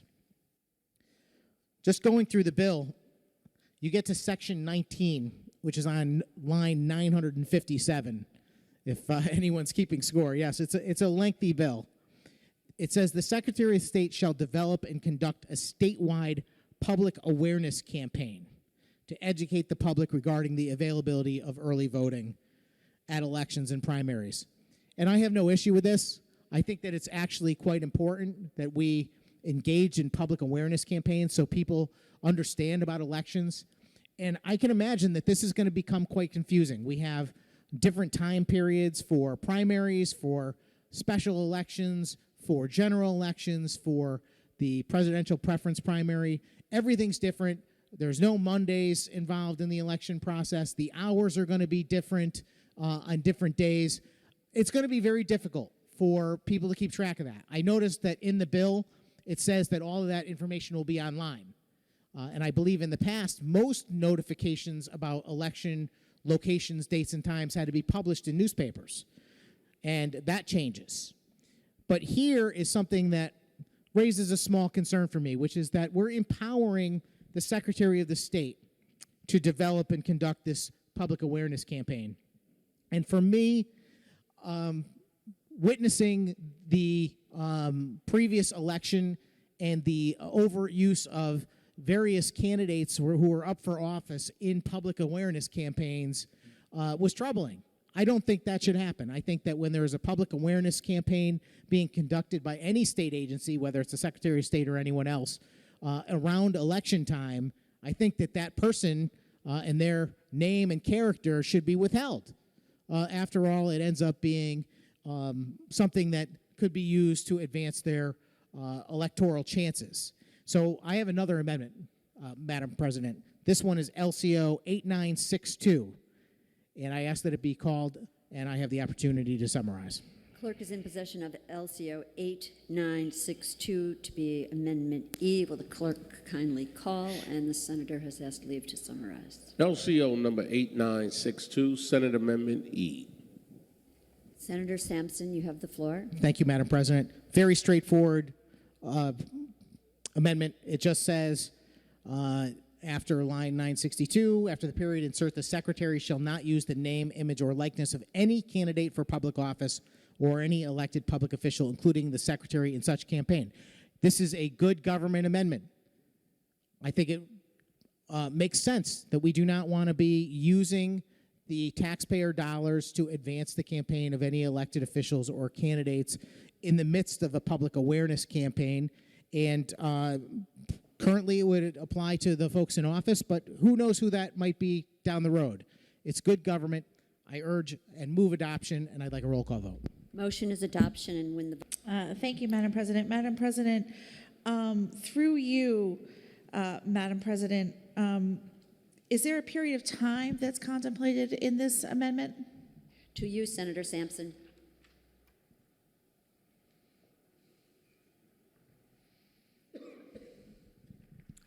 Thank you, Madam President. Through you, the answer is no. You have the floor, Senator Flexer. Thank you, Madam President. Madam President, so am I to read this amendment correctly in that no public official who's elected in any way, shape, or form could be a part of the public awareness campaign? To you, Senator Sampson. Thank you for the question. Through you, Madam President, no, it applies only to the Secretary of State and only with regard to the statewide public awareness campaign to educate the public regarding the availability of early voting at elections, which I presume would happen around election time, which is the purpose of the amendment. Thank you, sir. You have the floor, Senator Flexer.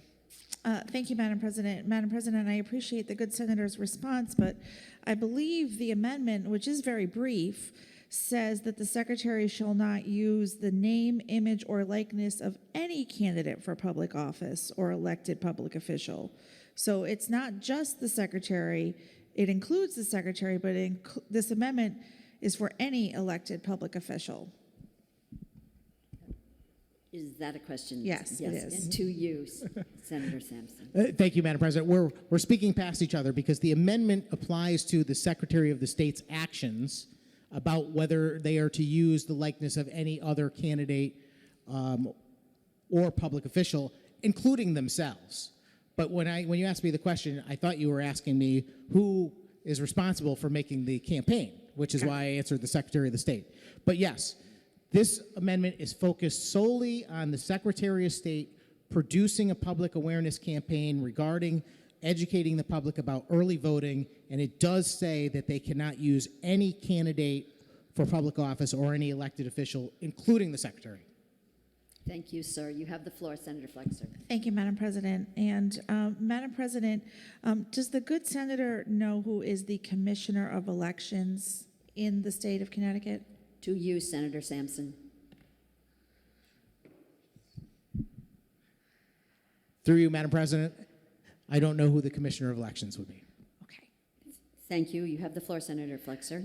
Thank you, Madam President. And Madam President, I appreciate the conversation on the amendment, and I would urge my colleagues, I have no further questions to the proponent of the amendment, but I would encourage my colleagues to reject this amendment, and in proposing this amendment and standing up in opposition to it, it presents, I think, it presents me with an opportunity to refute some of the dialogue that has been overall in this debate this evening. I think it's important to understand that our system of elections, as we've talked about at great length here this evening, is very decentralized. It's based in 169 different communities with town clerks and registrars of voters. Some town clerks are elected, some are appointed. Every community has 2 registrars of voters, one from each party, and in some communities there are registrars of voters from minor parties. But at the end of the day, we entrust and have confidence in this system because there are so many people who are dedicated to it, because I believe of its decentralized nature. But we have to recognize that many of those people are, in fact, elected officials. And in our state statute, the Secretary of State is the Commissioner of Elections. There's been a great deal of conversation this evening, both on this bill and in previous debates that we've had here in this chamber about having concerns with the Secretary of the State being vested with so much authority, like the authority that's contemplated in the bill with regard to the public awareness campaign. For many decades, we have designated the Secretary of the State to be the Commissioner of Elections, to be the person in charge of that very robust, localized system of elections. And if we wanted to have a broader conversation about that, there could certainly be an opportunity for that. But I think that we need to recognize that the existing law has been in place for quite some time. And if someone is going to educate the public in a clear way, it should be the Commissioner of Elections, which in our statute, again, which has been in place for several decades, that person is our Secretary of the State. And while I can understand some concern about a public awareness campaign perhaps getting too political, I know that there have been public awareness campaigns in other arenas in our state that have raised some eyebrows, my own, in the past. I think what's laid out here in the legislation is really important. This is a big change in how we're conducting our elections. And given how many elected officials are involved in administering our elections, and given the confidence that people in Connecticut have had in our existing system, I do not know how a public awareness campaign around early voting could be run if it did not feature public officials. So with that, Madam President, again, I urge my colleagues to reject this amendment. Thank you. Senator Flexer, will you remark further on Amendment E? Will you remark further? If not, clerk announce a pendency of a roll call vote. Machine will... 822, absent not voting 2. Amendment fails. Will you remark further? Senator Sampson. Thank you very much, Madam President. I let my good colleague get the last word on the last amendment instead of engaging in a tete-a-tete. But I will just say a final word about it, which is that she did get me for sure on the Commissioner of Elections question, a trick question, no doubt. I was thinking to myself, that must be the Secretary of the State, but they're very rarely referred to in that regard. And the amendment, I think, was described a little bit more broadly than it is. The amendment was simply to prevent people that are in the process of running for office from participating and benefiting in a promotional campaign for public awareness paid for by taxpayer money. And I think it's noteworthy that that amendment also failed on a party line. So far, we've attempted to rein in the scope of the bill so that it becomes affordable for the towns that we represent. That was voted down on a party line. We tried to hold municipalities harmless for the cost of the bill that is before us. That was voted down on a party line vote. We attempted to separate the ballots for Election Day registration and same-day registration from other ballots in an effort to keep track of them and create an audit process to maintain the integrity of the vote. That was voted down. We have tried to make sure that the process that in the bill says as nearly as possible for the tracking and transfer of Election Day registration ballots is the same as the requirements for absentee ballots. That was voted down. And, of course, the amendment that I had just mentioned, all voted down. If you've been watching all day, if you paid attention to the debate on no excuse absentee voting, you will see exactly what I was talking about. We are here at the final step of this process. I have been debating these bills in committee and on this floor for years now. And each time I have attempted over and over again to inject certain types of policy that would benefit the state of Connecticut. And I leave it to the people watching to decide whether the amendments that were offered were valuable or not. I think they were valuable. I think the majority of people in this state would agree that they're valuable. I have several more. How about maybe we could encourage the majority to adopt an amendment to audit the voter rolls?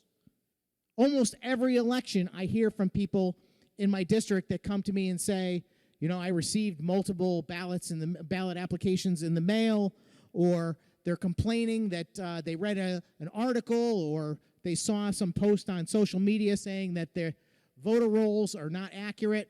There's an organization in the state, Fight Voter Fraud, that keeps track of these things. They send us reports now and again. They have said that there's people that are on the voter rolls that are in prison, that are deceased, that there are duplicates, on and on. And yet we have a very, very weak process in this state. In fact, the current law says that Secretary of State may cause a search to be made of the computerized voter registration records to determine whether or not someone is deceased, etc. I believe that should say shall. I believe that we should require the Secretary of State's office to maintain our voter rolls. I have an amendment that does just that, Madam President. It is LCO 8958. Again, I ask that this amendment be called and I be allowed to summarize. Clerk is in possession of LCO 8958. If the clerk could please call. LCO number 8958, Senate Amendment F. You have the floor, sir. Thank you very much, Madam President. As I mentioned, very straightforward amendment. Instead of the Secretary of State may audit our voter rolls, this says the Secretary of State shall annually audit our voter rolls to determine if there are deceased individuals, duplicates, and so forth. I move adoption. I'd ask for a roll call vote. Motion is adoption. Rise with deep gratitude for you and those last comments. Thank you very much. Madam President, I would encourage my colleagues to reject this amendment. Madam President, we heard with some detail last week about how we need to be very careful with how we review and maintain our voter registration records, and I believe that this amendment before us might cause undue hardship, might actually result in people being disenfranchised, and so I would encourage my colleagues to reject this amendment. Thank you, Madam President. Thank you, Senator Flexer. You have the floor. Thank you, Madam President. I'd just be curious if maybe I could understand how, in fact, someone could be disenfranchised by an audit of the voter rolls. To you, Senator Flexer.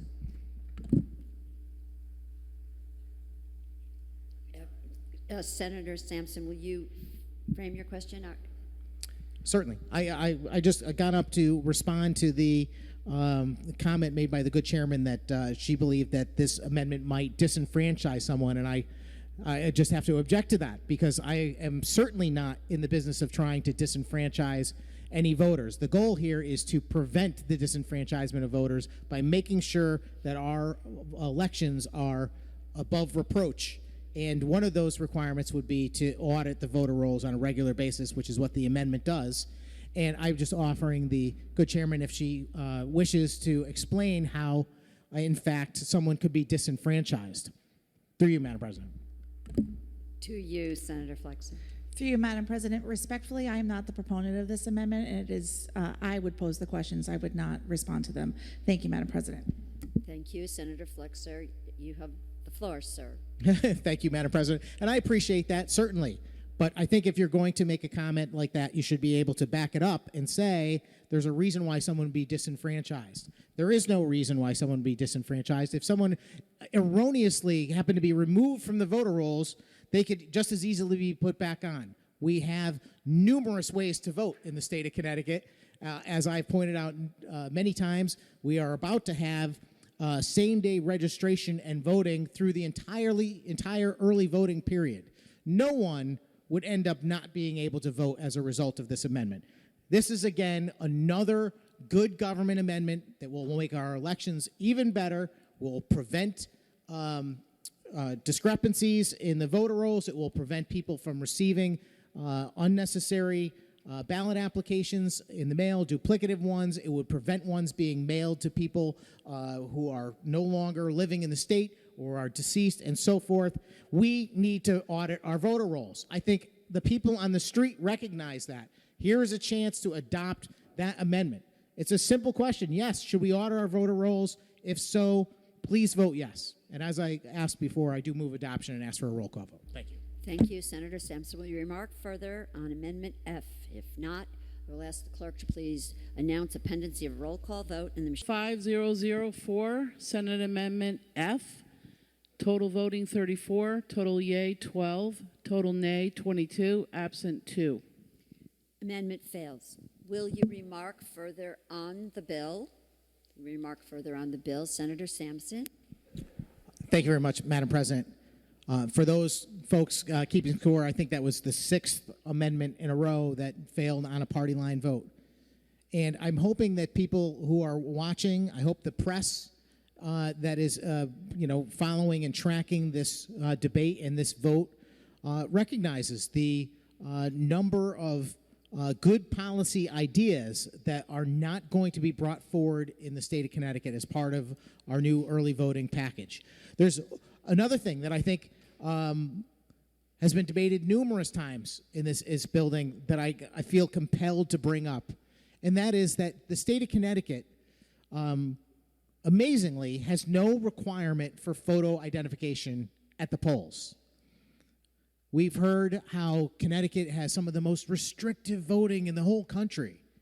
I don't know how you can make that claim at the same time recognizing that we do not even require the most basic form of identification from voters. And as a result, I have an amendment, Madam President. It's LCO 8959. I ask that the clerk call this amendment and I can summarize it.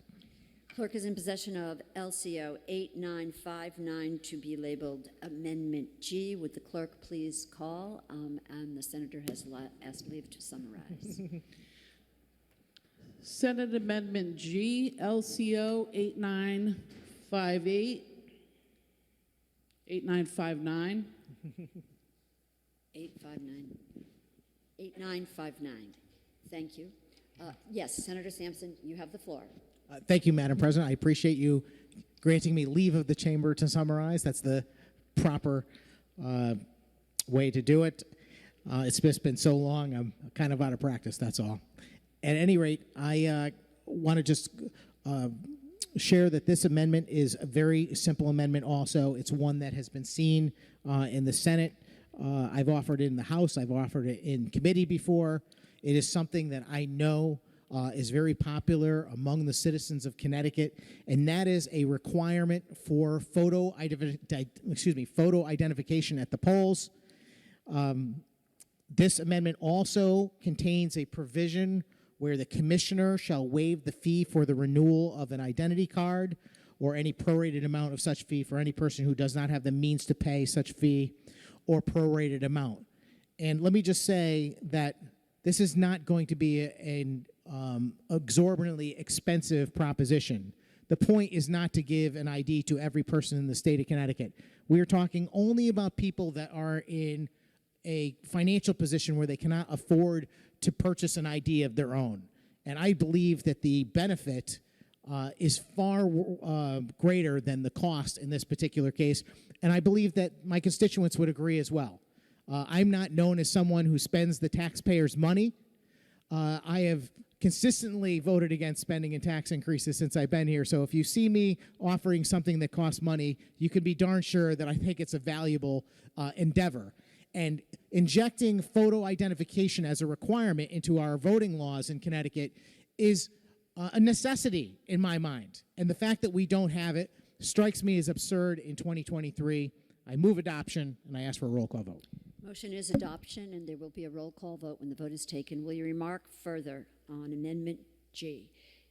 Senator Flexer, you have the floor, madam. Thank you, Madam President. Madam President, a few questions to the proponent of the amendment. Yes, please frame your question, madam.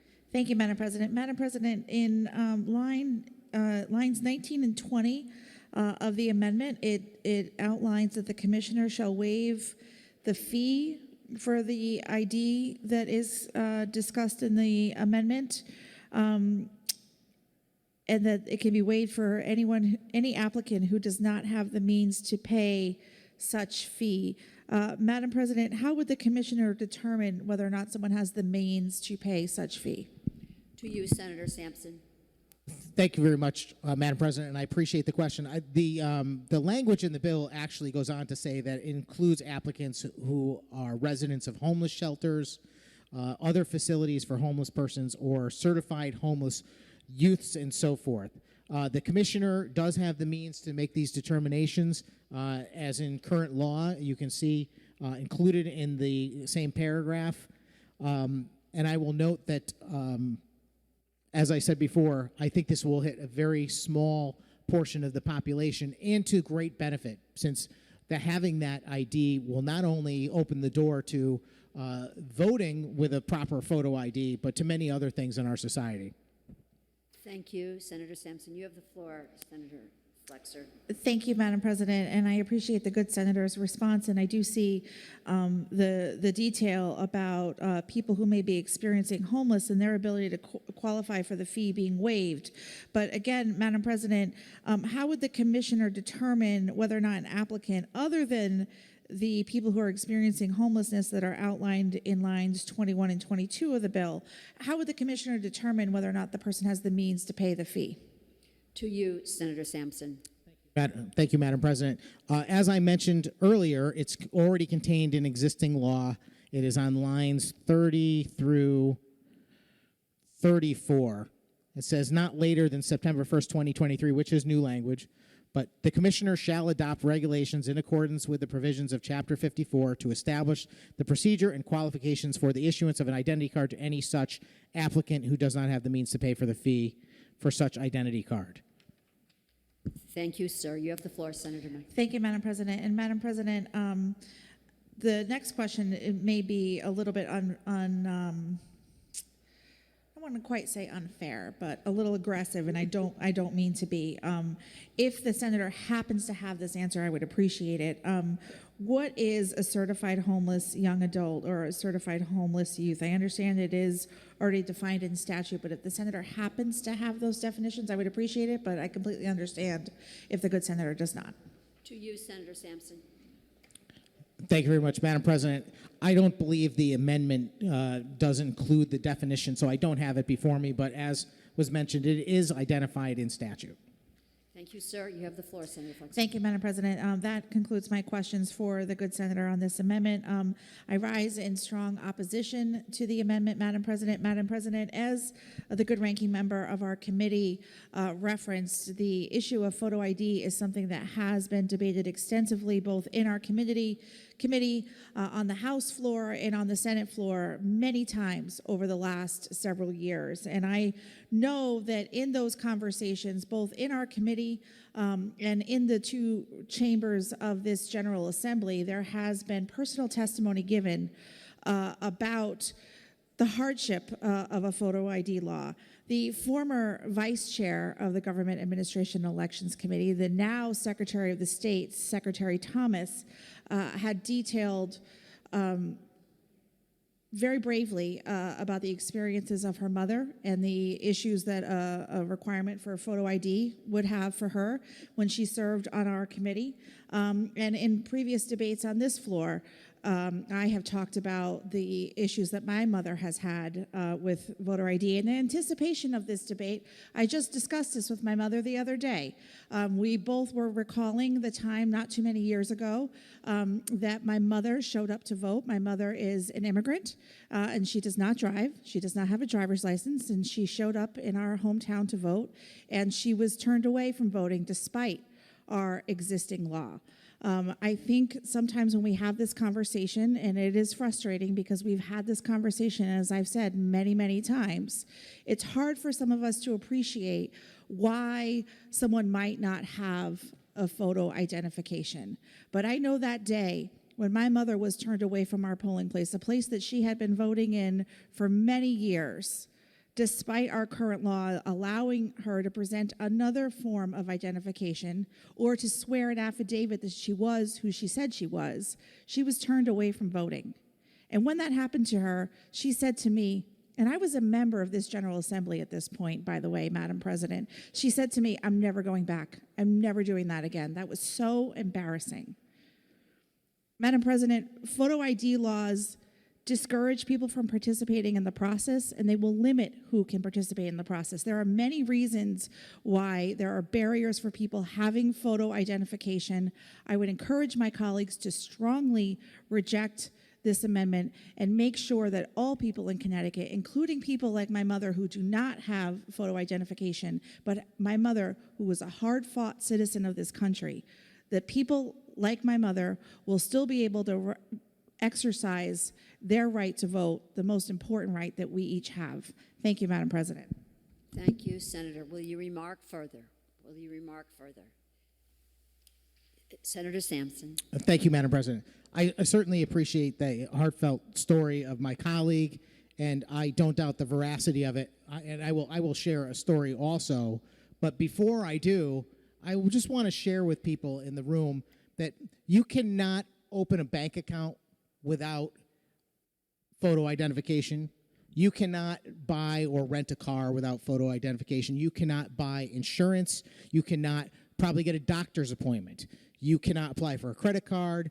You cannot enter many public buildings, federal buildings, state buildings, without proof of identification. You cannot cash a check. You cannot buy a firearm. You cannot even buy cigarettes in Connecticut without photo ID. You can't get a hunting or fishing license. You can't buy or rent a house. And you cannot go to the Democrat National Convention without photo ID. It is needed in every aspect of our society. The idea that somehow there is a tremendous burden that would be placed by adopting an amendment that would grant someone photo ID for free if they did not have the ability to obtain one on their own is absurd in my mind. I also think that it's something that has been politicized to the point of ridiculousness. The idea, it's often brought up that somehow requiring photo ID marginalizes certain segments of the population, either by race or ethnicity, etc. I just don't see that. I think that is insulting to the people involved to suggest that certain people are not able to come up with a photo identification. The whole point of this amendment is to make sure that our elections are held with the highest level of integrity possible. We're all here repeatedly saying how important the right to vote is, how just critical to our society the right to vote and to maintain that right for every person is.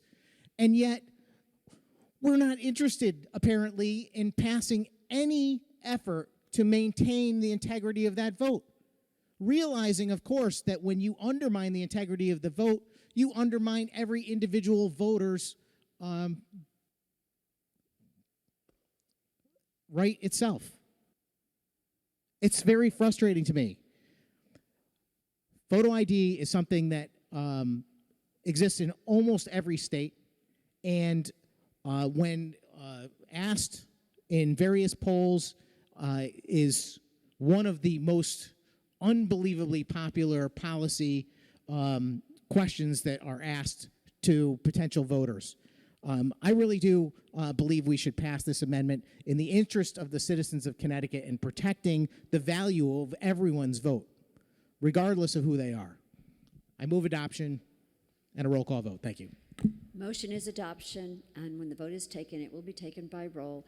Senator Flexer, you have the floor, madam. Thank you, Madam President. With your indulgence for the second time, I think perhaps one thing that the good ranking member and I can find consensus on tonight is how frustrating the conversation on this particular issue is for both of us. And I just want to emphasize that unlike all of the things that the good senator just referenced that you need a photo identification for, none of those things are a fundamental constitutional right. None of those things are protected by our Constitution and granted to each of us as citizens. And that is the difference between all of those activities and a person exercising their right to vote. Thank you, Madam President. Thank you, Senator Flexer. Will you remark further? Will you remark further? If not, will the clerk please announce the pendency of roll call vote and the Amendment G of House Bill 5004. Total number voting 34. Total voting yea 12. Total voting nay 22. Absent not voting 2. amendment fails. Will you remark further? Will you remark further? Senator Sampson. Thank you very much, Madam President. So that makes 7 amendments in a row on a party line vote. In fact, the last one, probably one of the most popular among our constituents, issues that is not law in Connecticut. And for me, very disappointing as a result. I have another amendment, Madam President. This one is LCO 8955. I ask for leave of the chamber and to summarize it after the clerk calls it. Clerk is in possession of LCO 8955 to be labeled Amendment H. Will the clerk please call? And the senator has asked leave to summarize.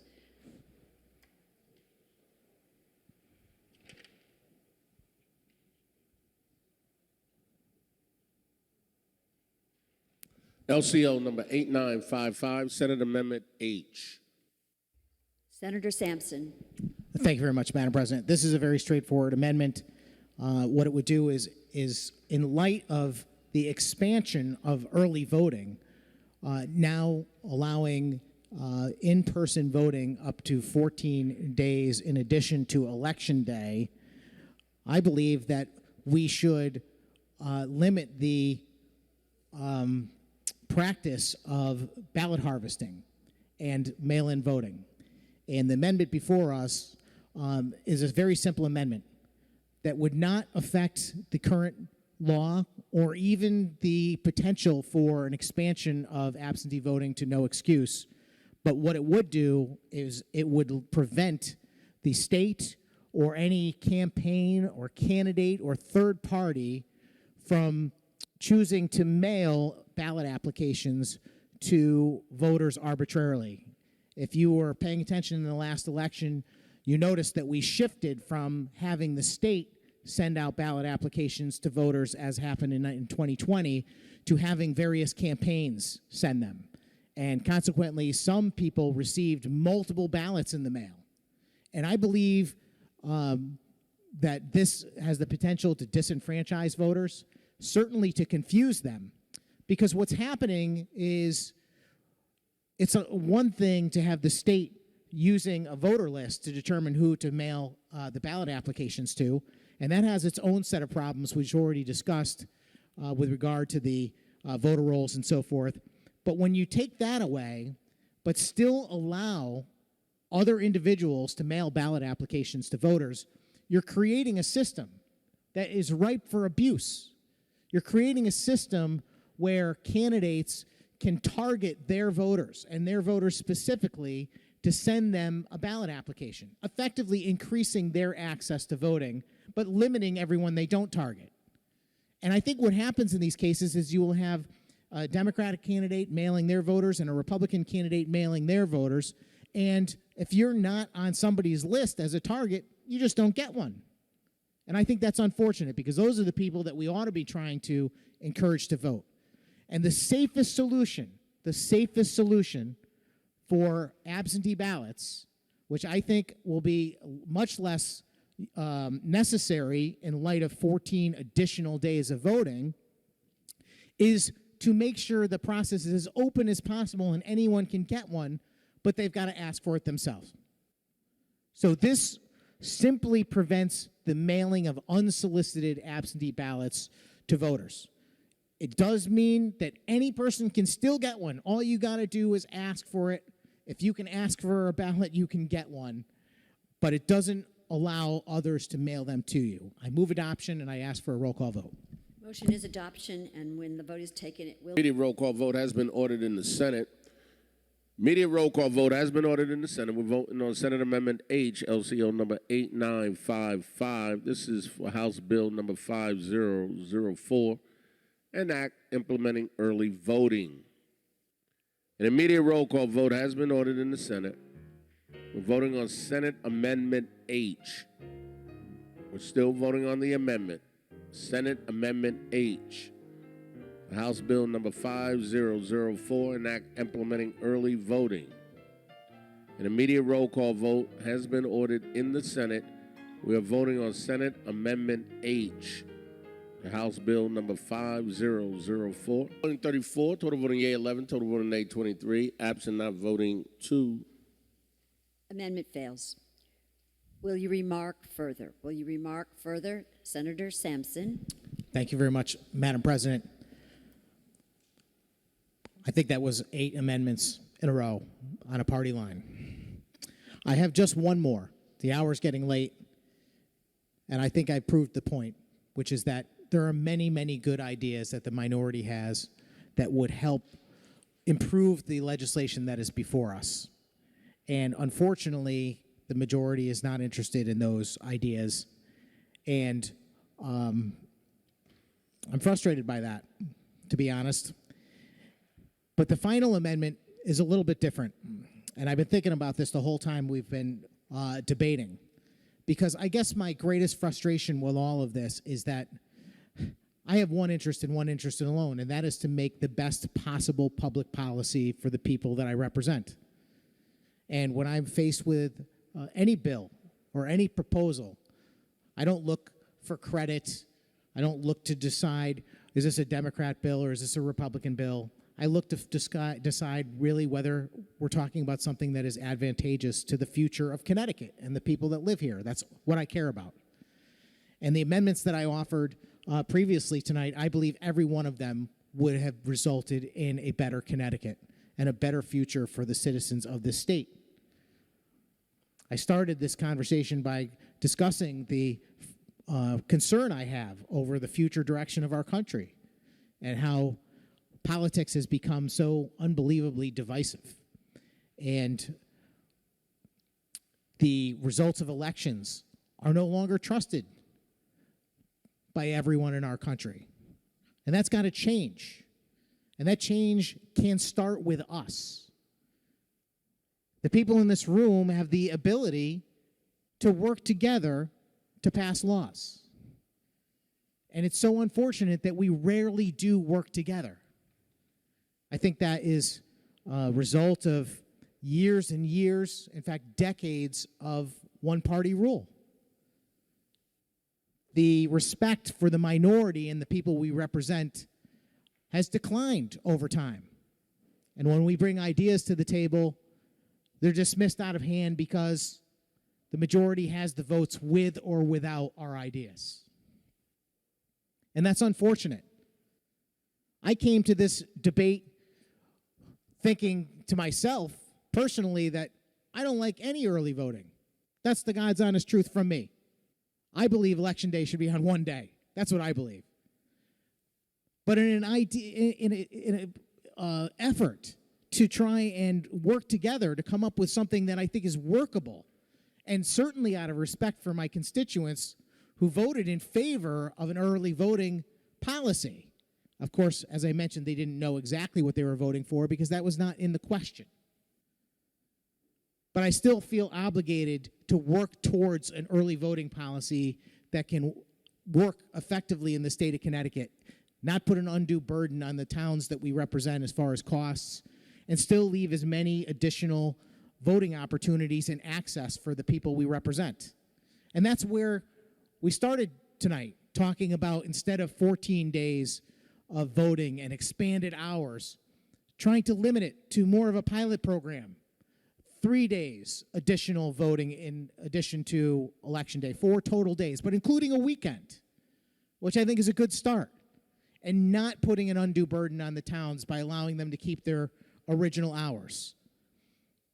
That was an attempt to try and work together. All of the other amendments were all designed to try and improve on the policy to give people more confidence in the election, particularly people that I represent who ask me on a regular basis, why don't we have photo ID, Rob? Why are we allowing the mailing of ballots and ballot harvesting? They want to know the answers to these questions. They want to know why we're not updating our voter rolls. Well, the answer is clear.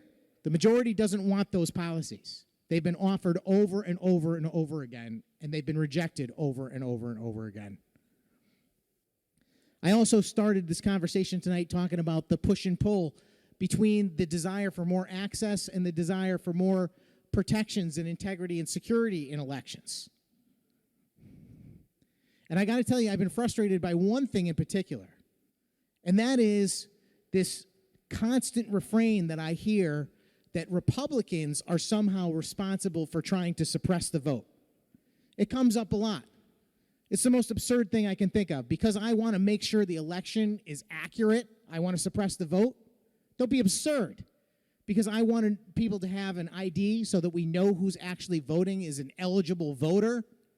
That's not suppressing the vote.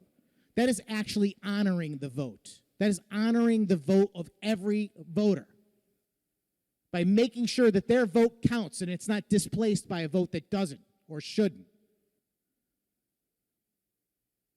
And the majority constantly hammers this refrain that we need more access, we need more expanded no excuse voting, we need more early voting, we need more all kinds of voting. And I have pointed out over and over again that we have good access in the state. Yes, we can improve it. Yes, we can make it better, but we have to do it in a measured way. But there's one thing that I keep bringing up year after year, and it feels like it's a sore spot. And that is that if there is one thing you could actually point to that does limit the ability of people to vote, it is the cities. The cities typically do not have enough polling locations to support the number of voters. And consequently, people that live in the cities end up stuck in long lines. And I can certainly understand that being stuck in a line for 2 hours might encourage someone to say, you know what, forget it. I'm not going to even wait any longer. It's ridiculous. That's a real thing. That is a problem with our system. That is a real problem, an identifiable one that we can all see, we all know it exists, and we ought to fix it. And I have offered the amendment to fix it in here. In fact, I offered it most recently last Thursday, and it failed on a party line vote. And I was encouraged to bring that amendment back tonight on this bill for a better conversation and maybe a resolution. So, Madam President, I have an amendment. It is LCO 8954. I ask for leave of the chamber so I can summarize. Clerk is in possession of LCO 8954 to be labeled Amendment I. Will the clerk please call? LCO number 8954, Senate Amendment I. Senator Sampson, you have the floor, sir. Thank you very much, Madam President. This is a very straightforward amendment. I mentioned that the key problem with the bill that is before us is that it does not provide additional access. In fact, everything about it mirrors absentee voting that you can do now. The only real difference is that we're going to call this early voting and we're going to put that ballot in a different bucket. But for all intents and purposes, there is no additional access provided in this bill. None whatsoever. To say that you have 14 days of early voting when you already have 45 days of early voting from absentee voting that everyone is eligible for, as was also acknowledged, there's no difference. And the mechanism is that for an absentee ballot, you can actually apply for one online or mail for it. You can do a lot of different things to get an absentee ballot. And you can also walk into your centralized voting location and cast one in person, which is effectively what this boils down to, the bill that is before us.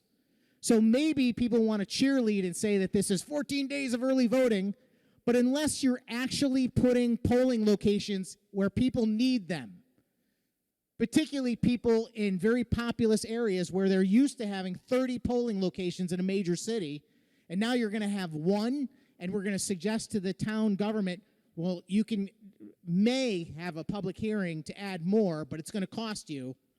What are the odds of that happening? I don't think it will. Madam President, I don't think it will.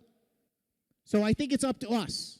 I think it's up to us here today to address the one glaring problem we have with access for voting in Connecticut.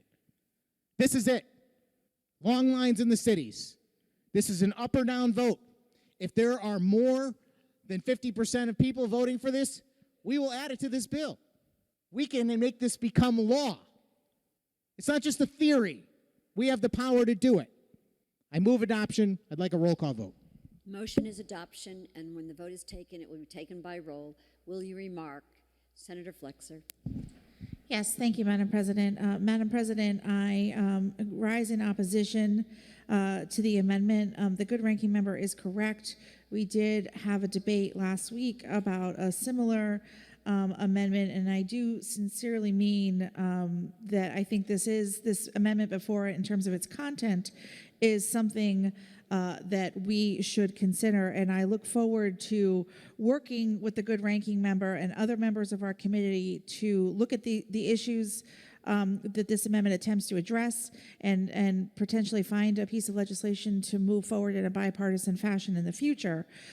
However, Madam President, this is not the bill to attach it to once again. The bill before us is for final passage in concurrence with the House of Representatives, and amending the bill at this time would potentially threaten our ability to implement early voting as quickly as possible.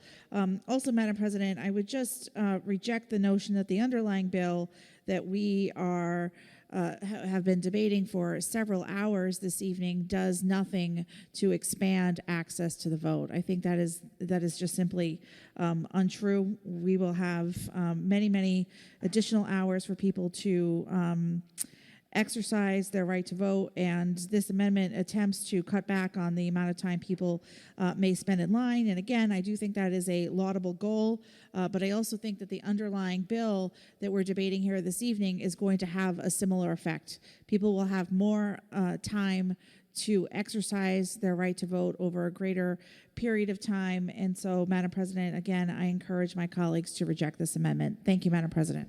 Thank you, Senator Flexer. Will you remark further on the amendment? Will you remark further? If not, I will ask the clerk to please announce the pendency of a roll call vote. Absent not voting 2. Amendment fails. Will you remark further? Will you remark further on the bill